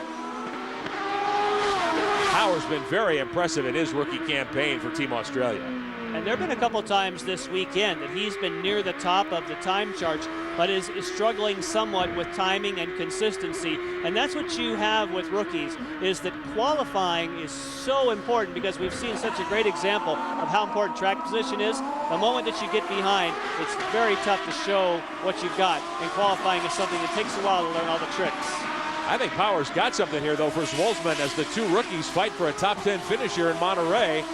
Not so sure that Power's not being held up a little bit by Zolzman at the moment. And he's got lots of power to pass time. He has 50 left, and Zolzman has 44. So he's saving. Uh-oh, that's not what you want. That was a little bit too hot on the entrance of that complex of turn number 10. And now he's got to remake up all that time. Lost that momentum that he had just got. And when you put your tires, when you put 2 tires off into the dirt, it does dirty them up. You've got to clean the tires. True, that happens pretty fast. It's more a case that you've got to get off the throttle, try to regroup. And the problem is you just lose your momentum and the drive off of that corner. And it's tough to get that back quickly. Wolzman on the Bridgestone Reds, ran a 1:16.9 last time by. He's been as low as 16th, but he's been sitting 10th for much of the race today. Royal Serbia meantime in 8th. Andrew Ranger has gotten by Serbia, and here comes D'Amata, who's up to 9th. So Serbia kind of battling in the Gulfstream PKV entry, the 6th car. Struggling a bit here. D'Amata sees that he might have an opportunity to get closer to the top 5 in the late laps. And Cristiano, you have to, he's working very hard in that car. The team is in his own admission, has given him the best car for what they have available to them. And he is, he's not doing any whining, he's not doing any crying. He's out there driving very, very hard with what he has, and he seems to always be there at the end. 2002, he had a season much like that, which we've seen from Sebastian Bourdais for the Newman Haas team. D'Amata was the dominator back then 4 seasons ago. Won the first 2 Champ Car events here at Fundidora Park a few seasons back. Serbia in the 6th, D'Amata in the 19th, battling for 8th in front of Wolzman. And you can hear the squealing tire. This is a place where you do slide a Champ Car around. You can see a bit of the rear attitude. And look who's back together again. Dan Clark, Catherine Legge. Boy, we documented earlier how they have had quite a series of battles through the first 3 races of the season. And Catherine Legge at the moment in 13th. Tom Brown. You've got push to pass if you need it. Power to pass from Cosworth. Worth 75 horsepower. The Bell Micro 20 car. Ran 8th at Long Beach. Best run of the year. Of course, Tom Brown is speaking to Catherine Legge, saying to use the power to pass defensively. Oh, she moved a bit. She used the power to pass, and she weaved. In the Atlantic Championship, she made a move like that, and she was given a drive-through penalty by race control. That wasn't much of a move. Remember, they're being very strict today. Now, these 2 cars have tangled at each venue we visited so far this season, including Friday here at Monterrey. We showed that to you earlier. There's a good bit of history. These 2 young natives of Great Britain And Dan Clark, for my money, at least visually, looks like he's way faster than Catherine right now. Another look. It's a case where she comes off of turn number 2. You can tell by the line that just was not a good exit. And so it's a great opportunity for Dan Clark. And then watch right about here, you'll see the power to pass come on. There's the flashing light, but you also saw a late move, kind of a fade for Catherine. And that will be, my guess, observed very closely by race control. Working lap 67. They've gotten the 10 to go sign onto the front straightaway. This battle for 13th. Champ Car officials are reviewing that move by Catherine Legg, we're told right now. Clark in the Bird and the Bear Ticketmaster car. Call him Speedy Dan. Third career start for CTE HVM Racing. And he needs a good race. He needs to get his confidence back. You know, people have not doubted his speed. They've just doubted his experience, and that's what he's asking people's forgiveness on is, you know, I am a rookie, I'm going to learn things, I'm going to make mistakes, and he really needs a good race here. He needs to finish, and needs to finish with all 4 wheels on the car. Now, we could go at Houston during qualifying at night. Had a huge impact with Paul Tracy on that big sweeper around the Astrodome. Stuck that car on the wall solidly, wasn't injured. Team got it repaired, got him in the show on Saturday night. No penalty yet for Legg. She continues to show in 13th, a lap down. Sebastian Bourdais, meantime, trying to win 3 straight to open up the season, trying to become a 3-peat champion in the Champ Car World Series. If Bourdais can close the deal here today, and we've got 8 laps to go, he'll be the first driver at Champ Car to do that since Paul Tracy's championship season in 2003, which interestingly was Sebastian's rookie year. Allmendinger runs 3rd behind Bourdais and Wilson. PT is 4th in front of Tagliani. Dominguez and Ranger are 6th and 7th. We'll be back. Bridgestone presents the Champ Car World Series, powered by Ford. We're in Monterrey, Mexico for the Tecate Grand Prix in Monterrey. Your chance to enter the Champ Car Live Fast sweepstakes presented by Bridgestone. A trip to Milwaukee in a couple of weeks. Join us for the Time Warner Cable Roadrunner 225. Plus a set of Bridgestone Potenzas or a subscription to Auto Week. Grand prize winner gets a new Mustang GT and joins us in Mexico City. Code word this week, Mario. The rules and to enter champcar.ws is the website. The Champ Car Live Fast sweepstakes is presented by Bridgestone. 7 laps to go. Sebastian Bourdais on the lead by 2 seconds. Bill Stevens. Well, if Sebastian Bourdais goes on to win this race, we'll look back to that last pit stop as being the turning point. But what you don't know is that that car was on fumes. Craig Hampson told me that the big concern was not the pit stop itself, but whether Sebastian was going to be able to get back to the pits to do it in the first place. Remember, last week, his teammate, Bruno Junqueira, ran out of fuel in Houston.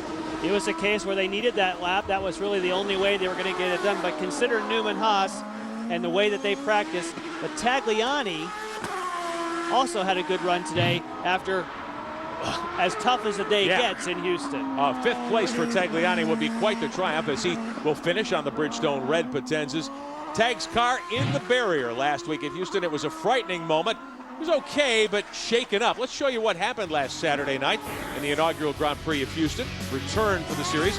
Contact here going into turn 1.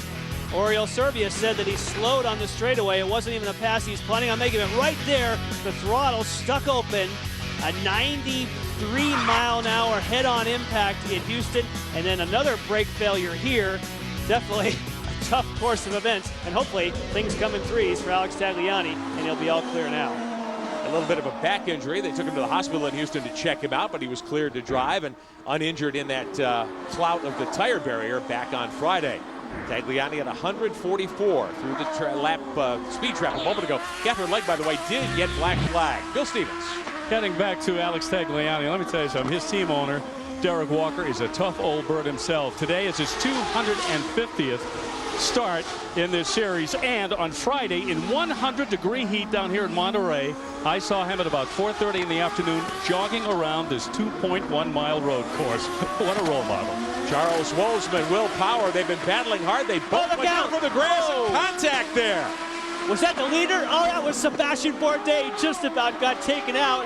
Oh my goodness. It doesn't get any closer than that. There were 2 cars that shortcut turn number 1 right in front of the leader. They came back on, and Charles Wolfsman, wow, that was a close moment for our leader. I'll tell you what, as we are on board with Wolfsman, he's got Bourdais right on him now. 5 laps to go for the leaders. Zwolsman battling a push there, it appears. Bourdais escapes and scoots away the lead over Justin Wilson, 3.2 seconds. Wilson now is trapped behind those two slower cars.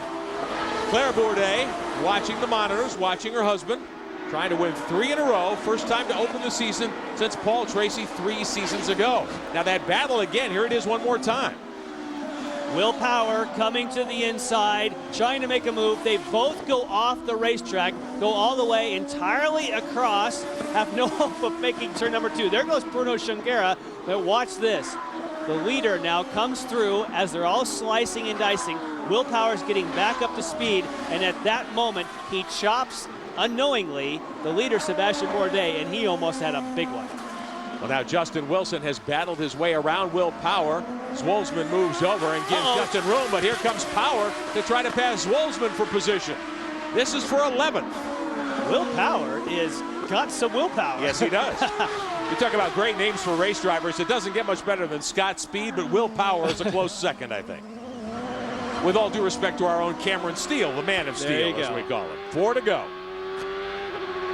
So let's reset for you. Junqueira now is 10th. Zwolsman is 11th. Power 12th. Before that, that should put Power up into 11th with that move as we watch those cars. Justin Wilson in the Rousport 9, the CDW car, second by 4.7 seconds with 3 laps to go next time by.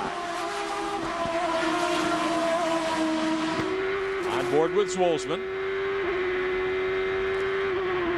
Part of the learning curve in Champ Car. You have to fight through adversity and the unexpected sometimes. And Charles has been he's been fighting, certainly. It appears as though we saw him earlier with some push there. It looks like the rear stepping out somewhat, and he's continuing to hang in there. These are good lessons learned. 3 laps remain. Bourdais, Wilson, Allmendinger 13 seconds behind the leader. As we watch Zwolsman from My Jack Conquest. Started 10th here today. First top 10 qualifying run of his brief Champ Car career. Allmendinger's got to be a frustrated guy at this point. Third and not really able to run with the leaders. Was second for a while. Now Bourdais behind his teammate Bruno Junqueira, who runs 10th. And I would imagine that Bruno Junqueira is not going to do any impeding of his teammate, that's for sure. And when you look at some of those lap times, look at that 1:17. That was the almost big one for Sebastian Bourdais. Now this race also, I was thinking back, Newman Haas, you can see both in this shot here, they spend a lot of time in their shop practicing those pit stops that made the difference for Sebastian Bourdais. And they've got a pneumatic cylinder that they call a rocket launcher, and they shoot a car across the shop with someone sitting in it who slams on the brakes, and they practice over and over moving pit stops so they don't have to fire a car up. They shoot it across the shop, and that's how they get so fast. Their world record is 5.8 seconds for a 4-tire change. Wow, that is incredible. 2 laps to go in Monterrey, 2 to go for Sebastian Bourdais. Bourdais now with some clean racetrack in front of him as he works the S's here. Bill Stevens. Craig, the complexion of this race has changed so much today. Right now, you guys look pretty calm. You think you have it in hand? Well, I hate having to run in the lap traffic like this because there haven't been many yellows. We've now caught a lot of back markers, and they're all racing each other.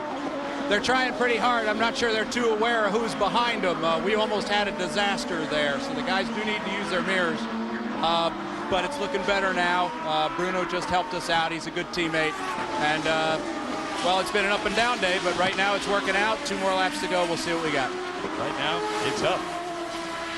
2-time series champ Sebastian Bourdais, the McDonald's #1, trying to win 3 in a row to open up 2006. And when you look there and you talk to Craig Hampson, remember, he's a guy who's trying to win a race, and his wife is also due any moment. So I imagine during the race, he's getting updates not only from the racetrack, but also from the hospital back home. He's eager to get back home, and he'd love to have the win as well. Watching with Justin Wilson on board the CDW car, Cameron Steele. We had reported that you guys had filled the car up, which wasn't the case. You had actually got enough fuel to go to the finish. Were you disappointed about something else in that final pit stop? No, as a matter of fact, Justin came in. He came in a lap earlier than Sebastian, and what you saw was a classic. We passed him, he passed us back on fuel strategy. We filled the car with enough fuel to get it to the end. Hopefully we still got a lap to go. But Sebastian had a better fuel strategy than us. Well, he played it all the way to fumes. We'll see how it plays out now. well. To play out well, hey, one quick thing. Tommy Lutz, we're riding with you, and Dave Kozar, congratulations on the kit. We'll see you next race. Riding with Mario Dominguez and the Roche Franz number 7, the Index Foresight team. Now he's trying to hold off Andrew Ranger. This is for 6th, and Andrew Ranger has made the most advances here today from 14th to 7th at this point. Last lap here at Fundidora Park. And they've both been on the button. They've pretty much both used. Andrew Ranger has just a little bit more, but he only has 8 seconds left of power to pass. So those two, that's why he had a head of steam. They're using everything they have, so don't leave any in the bank. This is for 8th position. Oriol Servia right now 8th for the PKV team. As we watch Bourdais. Sebastian Bourdais through the final turn here at Monterrey. He will win for the 2nd time in his Champ Car career the Tecate Grand Prix of Monterrey. Way to stay with us, bring this thing back. Nice try, Seb. Oh, one car spins. Dominguez, meantime, with Andrew Ranger in tow, and this is the battle for 6th position. It appeared to be a PKV car that was sideways in turn number 5, but this one's not over yet. Must have been Catherine Legg because Oriol Servia would be in front of this fight. Check that, Servia would be behind this fight. This is for 6th. Dominguez trying to hold off Ranger for 6th position. We are told it was Catherine Legg who spun back there. And you saw power to pass. That's used defensively. They're both on it, so it doesn't help if both cars. You saw flashing lights. Mario Dominguez knows he's got a lot of heat, doing everything he can to hold off Ranger. Remember that Dominguez is 2nd in points coming in, and Ranger's 4th, so this is a very important battle. Coming to the stripe, Dominguez and Ranger behind Tagliani. It is Dominguez getting 6th in front of Ranger, who finishes 7th. Alex Tagliani. Derek Walker's 250th start as a Champ Car World Series owner. Tag comes home in 5th. His teammate Will Power gets credit for 11th. And there is Lady Catherine Legg in the Bell Micro car. She has stopped on the track after that spin, the checkered flag waving for the field here in Monterrey. What she told me this morning is that she knows it builds her confidence when she's been off the racetrack a few times here, but the one thing she struggles with, she says, is stalling the car. So she's gone to some of the veterans who are trying to help her to figure out how to keep it running, because things do go wrong on occasion, and you got to keep it running. The fans on their feet saluting the drivers here who did battle today on the Tecate Grand Prix of Monterrey. Sebastian Bourdais with the visor up saluting A.J. Allmendinger. Bill Stevens. Down with a happy Craig Hampson.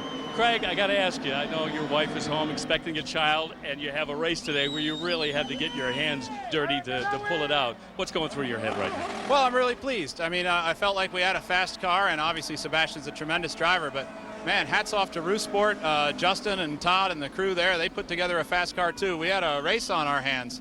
I'm just pleased that our crew had a great pit stop at the end. Pedro, our chief mechanic, top-notch guy, he leads a great crew of guys, and they made it count when it had to count at the end. So I was really proud of him, really proud. Did Sebastian say anything to you after that near miss toward the end of the race? No, he kind of had his hands full. Usually when they're busy, you don't hear a whole lot about him. I'm sure he had a few choice French words to say in the cockpit, but we got lucky. The guys got to use their mirrors, though. Lucky but skillful today. They earned it. Well, for Newman Haas, another victory here in Monterrey. Remember that Cristiano D'Amato won the first 2 races for the team here. Bourdais' 2nd win here in his 4 seasons at this racetrack. 3 in a row to start the season. Campau's in there to greet him in victory lane. Bourdais taking the helmet off. Cameron Steele. We're watching as Sebastian Bourdais is climbing out of the car. Obviously a lot of joy and elation here from the McDonald's team, and he's kind of taking it slow. He told me before the race that last year at about lap 25, he really physically started to feel like he was breaking down a bit. Obviously not a problem here today, driving it all the way to Victory Circle. And Sebastian, you look a little whipped in there. It's hot. Yeah, very hot. Talk about the conditions on the track right now and how tough it is. It was very slippery at the start and the middle stint, and the car really got better as we went through the race. At the end of the 2nd stint, the car really got going really well for this McDonald's car on the regular tires, and the others started to struggle a little bit, and that's where we won the race really. Were you surprised with the way the pit stops went down the first time through? I was a little surprised to lose the lead like that, but I knew we were going to full field, so maybe just short field just a little bit. The last pit stop, I mean, it was a pretty good effort. Were you excited with it? Yeah, I mean, we obviously full field, so the last stop was going to be very short and new tires. So that was with the option tires for a shorter stint, that was going to be perfect. Greg Hampson said you were running on fumes. Did you know it? And were you feeling maybe in the pit of your stomach it might have been too far to go? No, I made a good effort in the middle stint when I was stuck behind AJ to save more fuel, and that was this one. Congratulations, 3 wins to start the season. Thanks. Sebastian Bourdais in victory lane for the 3rd time here in 2006, adding to his championship lead as Bridgestone presents the Champ Car World Series powered by Ford. Bourdais in the McDonald's #1, your winner here today in the Tecate Grand Prix of Monterrey, presented by Roche France. Strong run from the pole.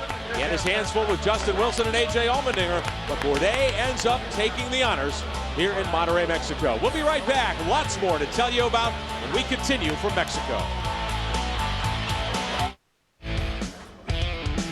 Bridgestone presents the Champ Car World Series powered by Ford, the Tecate Grand Prix of Monterrey from Fundidora Park. Our coverage complete. A reminder, tomorrow night at 7 Eastern on Speed, inside the Nextel Cup Series with Dave Despain.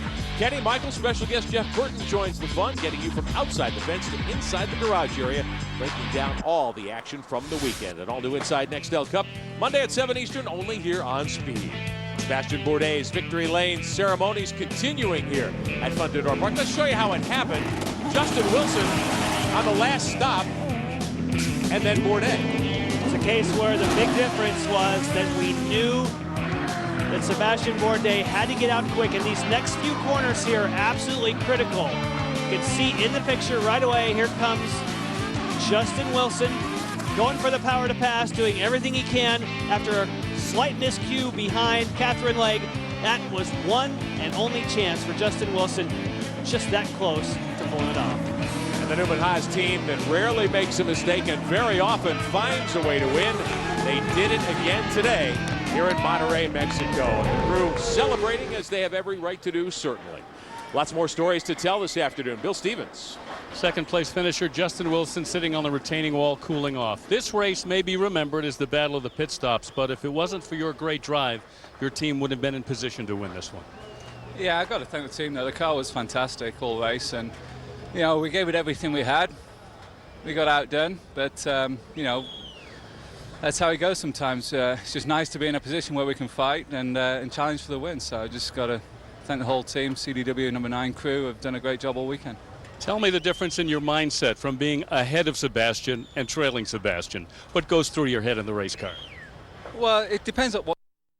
I got ahead, we're saving fuel, and that first stint was also saving fuel. So you're just trying to judge your pace, you know, and the amount of fuel you use each lap. So you're kind of trading the two off to get the best result. And the second stint, I didn't do enough fuel saving. We thought we're good, but Sebastian was just too quick at the end, and he was doing an extra lap. So, you know, just it's how it is. And you know, we did everything we could this weekend. Hopefully, it's going to be like this whole season. We can challenge and, you know, keep a good championship. I know you want to say hi to somebody at home. Yeah, just say hi to my dad. You know, get well soon. He's had surgery this week, so you know, on an old motor racing accident. So you know, hopefully he's recovering well back home in England. I think you made it feel a little better today. Let's go to camera. Well, Bill, cooling down in the shade is AJ Allmendinger, and looks like a tough race. You talked to me a little bit about the cramps you've had here in the past, and it looks like they came back as well.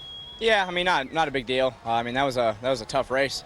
What happened to all the caution flags? We usually get like 10 of them here, and but no, it was great overall. You know, I'm happy for my team. They work so hard. They deserve this probably more than I do. And you know, just thank my engineers, Chris Lurch and Mike Talbot. They gave me a great car all weekend, and you know, at least I made Sebastian stare at that Red Bull wing for a while. But you know, Bridgestone and everybody that supports the series, Cosworth and everybody, you know, just you know, pleased to be on the podium. Take us through that restart. I mean, what a push for the position.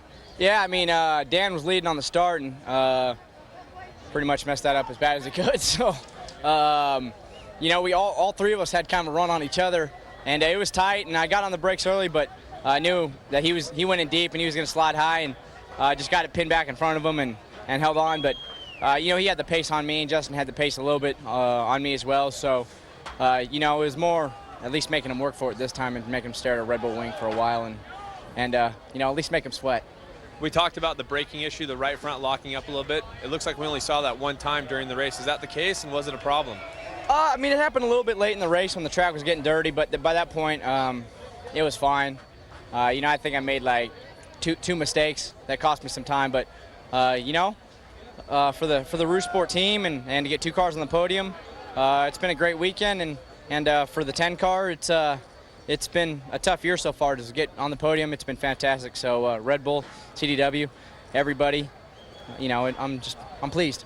Brighten up a little bit. We'll start the roll from here, and I'm going to send it over to Bill Stevens. With Alex Tagliani, who was fighting adversity most of the weekend, I think you have to be happy with the finish today. Yeah, top 5 when, you know, the car is not perfect. I think it's good. It's scoring points and saving the day. The guys did an awesome job in the pit stop. Team Australia really fight over this weekend to get a good car. In the race, we were getting good at the end, catching Paul, but they realized that we didn't have enough fuel in the car. And this morning also we realized that there was like a lot of error in the fuel calculation. So just to be safe, they told me just save fuel until the end and finish in the top 5 will be good. I think everybody was curious to know how physically you are after Houston, another mishap in practice this weekend. How were you feeling in the car? Actually, my back was pretty good. The worst thing I had was here. The doctor was saying that the cartilage of the sternum was kind of inflamed, and I had to take some painkillers before the race. And on the braking, it was like painful, but sometimes you have to feel the pain to make sure you score some good points, and we did it, so I'm quite happy. Nice job. I think you've earned a nice hot shower. Thank you. Okay, let's go back to the booth. Might need a cold shower after a 95-degree day here in Monterrey. So, festivities continuing here at Fundidora Park. 6-time Champ Car has come here, and Sebastian Bourdais has won twice, including here today. We'll be right back with more from the Tecate Grand Prix of Monterrey, Mexico. Bridgestone presents the Champ Car World Series, powered by Ford. The Tecate Grand Prix of Monterrey, presented by Rush Friends. Checkered flag has fallen here. Sebastian Bourdais has opened the season with 3 straight wins. Also here this weekend, our Mazda Power Play. Let's recap for you the Champ Car Atlantic Championship round earlier today. Clean start. Graham Rahal would start strong. Now the championship leader, Andreas Wirth of the 37. He had some contact with the 6 of Matos, and the 6 car was damaged. They fixed the car. He returned. Rahal ran unmolested at the head of the pack. Simon Pagenaud tried to keep the pressure on. Graham Rahal's famous dad, former Champ Car champion Bobby Rahal, working the pit board today. Good battle for third. Jonathan Bomarito trying to close in on David Martinez, but at the end of the race, Graham Rahal would score his first Champ Car Atlantic victory with that Mazda Cosworth power plant. Rahal making a move in the Atlantic Championship with his victory here today at Fundidora Park in Monterrey. That is your Mazda Power Play this afternoon. Media across Mexico, of course, turning out in droves to cover this event. Everyone interested in Mario Dominguez's exploits here this weekend. Super Mario comes home in 6th after a great late race battle with Andrew Ranger. But Sebastian Bourdais was the story of the day. Now, this guy has a lot to be proud of, I think, Bill Stevens. No question about it, Rick. Mario, I know you didn't get the results you wanted today, but I couldn't help but notice as you walked over here, the people in the grandstands are calling your name. They think you're a hero. The people are the best. They just support me 100%. Believe me, they know I tried my best. I tried all that I could. I just didn't have the car today, but I thank him from the bottom of my heart, and I really wanted to give him at least a podium. Too bad I couldn't do it. The car just wasn't handling well enough, and at least we got some points. Let's talk about the car's handling. I know that you and the team, Michael Cannon, your engineer, have been working at it all weekend to try to give you a good race car. You just couldn't get the setup. I tell you what, we tried everything we could. Michael and I just did everything we could, and we just never got the car going quick enough. And it's just one of those tough races. It happens, you know, come to Mexico, that's when I want to do the best, and the car just wasn't there. But we did our best, and I think that's what matters in this case. And just thanks for the whole Forsyth Rush Friends Championship Racing team. Thanks very much. Let's go to Cameron. Well, thank you, Bill. They're starting the awards on top of the podium, but right now we've caught up with Andrew Ranger, and last year he was able to go from 14th to 2nd. Not quite as good this year, but still a great run. I think so. I think the team worked very hard. It was a very tough race, actually, with one yellow flag and two pit stop. I think everything was fine. The team worked hard. My Jack Conquest tire worked very hard this year, and I think it's going to be good for next race. Well, we're looking forward to that, but I want to ask you, you're an ice racing champion in Canada on motorcycles, now racing in this heat. How does it compare, and was it tough on you? Oh, it's not the same thing, actually. I'm very like to do some motorcycle ice racing. It's good for the training, and I race with Pascal Picot, Dominic Bolak, he racing Superbike, and I'm here in Champ Car, full wheel. It's very fun, I can do my dream, and it's fantastic. Tell us about the final race. Mario Dominguez looks like your biggest race of the day. You took it all the way to the checkers. Exactly. Mario was pretty fast. I was trying to put some pressure, but he did mistake, and I don't do some mistake. I'm very happy about that. You wouldn't have been a very popular guy in Mexico had you passed him there on the last lap, but good effort. Exactly, but I stay safe, and I'm finished 7th. I'm 5th in the championship right now. I'm very happy about that. Congratulations. Thank you very much. Andrew Ranger from Quebec, of course, his family also dirt track racers up in that neck of the woods, and Andrew has some experience there as well.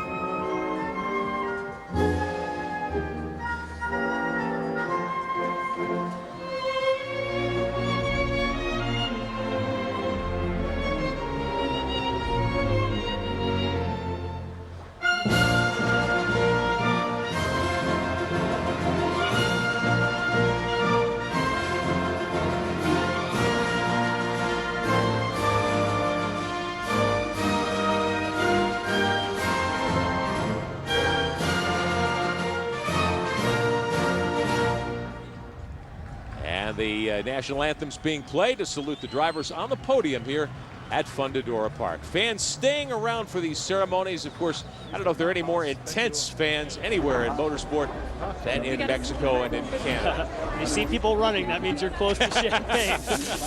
Carl Haas has exited the building. Sebastian Bourdais enjoying the spoils of victory along with his podium mates Wilson and Allmendinger. We'll be back with more from Monterrey. Coming up on Speed next, the ARCA Remax Stock Car Series at Toledo Speedway in Toledo, Ohio. Hope you can stay with us. Third race of Bridgestone presents the Champ Car World Series powered by Ford is complete here at Fundidora Park. Sebastian Bourdais the winner. Bourdais the dominant figure here today. Cameron Steele. Well, I'm here with Oriol Servia, the Gulfstream car, and Oriol, a tough day for you, finishing in 8th position. You don't look too disappointed, though. Well, I'm kind of disappointed because we wanted much more, but first 2 races we were much faster. Houston we had the fastest, second fastest lap of the race, super fast car, and we couldn't finish. So at least here, today we were not the fastest out there at all, but at least we finished 8th. We start getting some points. We needed some points, third race of the season, and eventually we won the Gulfstream car up there in the top 3 in the championship, and to do that we need some points, even in a day like today where we're not too fast. The conditions today, how much did that play into it for you? Conditions were, nothing special. It was hot, but we knew it was going to be. We kind of planned for that, but we just didn't have the speed. Houston, right there out of the track, we were super fast, and here we tried everything, and we were never able to go fast clear. So fortunately, next race is Milwaukee, where PKV was on pole position, and hopefully we're going to do that again. We're looking forward to Milwaukee as well. I'll send it back to the booth. All right, thanks, Cameron. Oriol Servia will get back to work and certainly live to fight another day. Our top 10, Bourdais defeats Wilson by almost 6 seconds. Allmendinger comes home 3rd. Paul Tracy struggled all day, but does get 4th in front of Tagliani. Dominguez and Ranger had a great duel to the end. Dominguez comes home in 6th in front of Ranger. There's Servia in 8th with D'Amata close behind. Those 9 cars, those on the lead lap. Will Power gets 11th. Ian Zwolsman had a great battle in front of Dan Clark. Nicky Pastorelli. Catherine Legg is classified 15th a lap down. Then Jan Halen. Nelson Fleet didn't complete a lap, and that's a huge disappointment for the young driver after a top 5 in Houston last week. Bill Stevens. Down here with the defending event champion, Bruno Junqueira. Very disappointed, I know, Bruno. Coming into the season after the injury, I know you had high hopes. So far, the lucky breaks just have not been coming yet. Yeah, I mean, today we were in a position to have a strong finish, but got a penalty for blocking. I mean, Tracy passed me. I don't understand why. When you see the other races, people hitting each other, but anyway, that's the way that happened, and have to look forward. I hope we can do better on the next races. Outside of that unfortunate happenstance, how is the car, the setup? Do you think you could have been a factor? The Yamaha car has been strong here. I may have had too much on this year, but I had the car strong to finish 4th or 5th. Hey, good luck. I know you'll do better down the road. Thank you. Well, you can see the disappointment camera. written on his face. Well, Cristiano D'Amato, the 2002 Champ Car champion, and a bit of a disappointing day in 9th place? Actually not. 9th place for us, if you consider in the conditions we're running with the coin here, if you consider the budget we have compared to everybody else, 9th place is not too bad. The amount of development everybody else that is ahead of us has, I mean, we could have done maybe a little bit better. We got a couple of little things wrong in qualifying, so we should have been starting on the top 10. We started 12, so we had to fight the way back a little bit. It's more or less what we can do. Realistically, cannot expect a lot more than that if we don't have the money to do all the developments everybody else is doing. Out of curiosity, with your experience in racing, how does this rate, the heat and the track here, is this one of the tougher races that you've had to race? Well, this race today was pretty tough, I would say, especially dehydration is very difficult inside the car. I'm usually in pretty good shape, and towards the end of the race I felt the dehydration a little bit. Obviously the heat doesn't help, but on the other hand, the track's pretty slippery, so that kind of less G-forces, it's a little bit easier on you. But it's a tough race. Definitely a tough race. Mixed emotions from Cristiano D'Amato. We'll send it back to Rick and Jan. All right, thank you, Cameron. Cristiano D'Amato comes home in 9th today. Our Roche France Rookie of the Year standings. Will Power with a significant lead over Jan Halen, then Legg, Clark, Zwolsman, and Pastorelli. The rookie standings is really something that really heated up this year. It's an important battle indeed. Sebastian Bourdais taking the opportunity earlier to salute the fans here at Fundidora Park. 3 in a row to open the 2006 season. More from Monterrey, Mexico in a moment.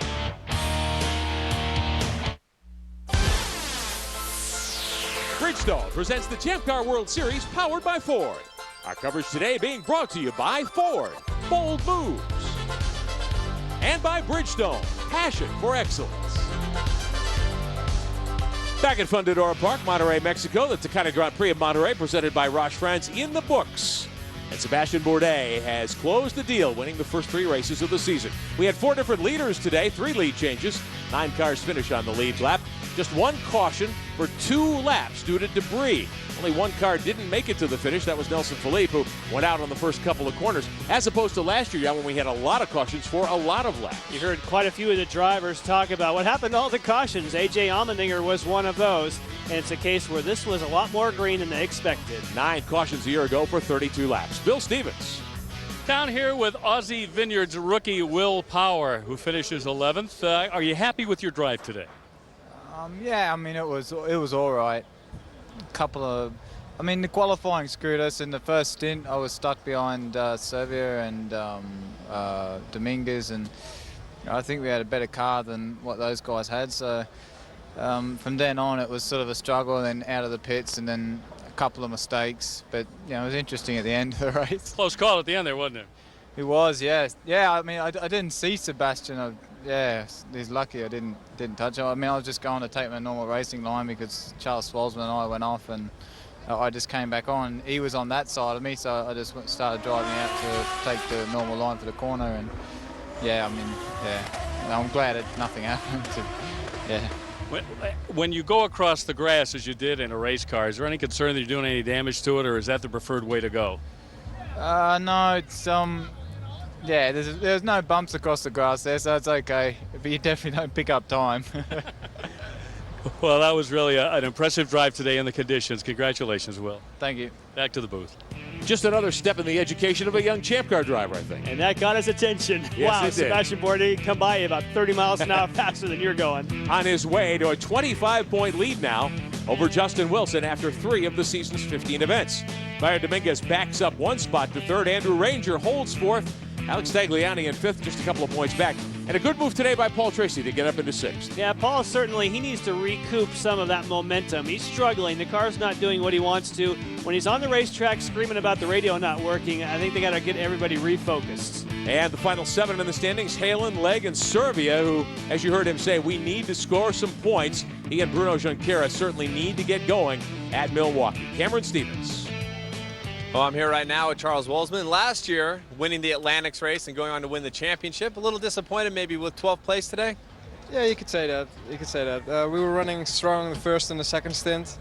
Had a lot of speed in the car, and in the third stint, I had a little bit of a fight with Will Power. And he has a guy. He's a weird kind of racing.